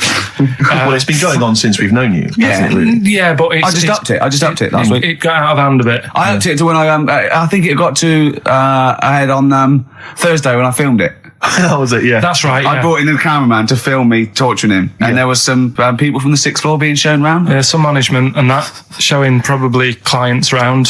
Sort of, they've probably been on all the different floors, same what all the different radio stations do. This is XFM, the sort of alter... this sort of noise going on. Yeah. You see them all look down and saying, don't do that, right? Sure. They might want to spend a load of money. Yeah. Right? And he's doing that, he's wrestling with me, he's filming it. So that's when I just thought, It's mad, isn't it? And then when we were having the argument on the phone, I was saying, has this been some sort of experiment? Yeah. He did. He said that, and of course I lost it. Yeah, but it's all good now. Do you want to squeeze his head before we play the next? I won't at the moment, because we've got to get on. It's not right, and that annoyed me as well. Because I was trying to find out where he was going. I was filming him. I was going on waiting for Carl. He told Johnny he's meeting a mate at 6, which annoys me on 2 counts. And I'm just doing it to the camera. So I'm gonna follow him and just turn up and go, all right, where you been? But then when I came in, he went, I'm meeting a mate, and he told me where it was. So I told him that spoils my fun. Of course. You'd want to just track him down. I don't want him to like it. Yeah. Which is pulled the rug under my carpet now that he's going to let me do. Do you know what I mean? It's just, it's a little bit annoying. It's that thing though, you see. This happened years ago to me, right? When, you get pally with someone and then you wind each other up and then there comes a time when you just go over the line. Yeah. Right? What happened? Well, it was this lad called Anthony, right? Who was my mate. Yeah. And we used to sort of always have a little fight in the toilet and that. Sure. Right? Punch each other. No, I want to wipe it. And the punches, used to get harder. Yeah. And stuff. And then, so he hit me harder. Turned out into a proper fight. Yeah. I chipped his tooth on the sink. Right? Right. This happened at school, and it was time for assembly, and I thought, and he's in the toilet crying. I thought, go to assembly. There's police in there in the assembly that day telling people about unnecessary violence. And you thought they were there for you? So I'm like, oh no, Anthony's going to come in a minute, like crying with all blood coming from his mouth. So I'm going to get arrested. Yeah. Did you go running and sleep? And that was an example of. Yeah. I mean, it kind of happened because I went out with a girl who he fancied. How old are we now? About 8 or 9. I think that's out of order, going out with a mate's girl. Yeah, but she didn't like him. He had like big ears and that. He had no chance. You're so such why a should dish. No, but do you know what I mean? All right, I haven't got the looks like I used to. Sure, when you were 8. But that's before the stress of, having head squoes and that sort of thing. I have aged a lot since. Having your head squeezed. I love your own grammar. I know, That's the past tense, is it? Squeeze or to have squeezed. Oh, he did squoze his head. Yeah. Oh, brilliant. So, what about a bit of Bowie? Let's, Bowie? Be my wife. Carl, I'm asking you. I think we can squeeze that in. Be my wife, Carl. Come on.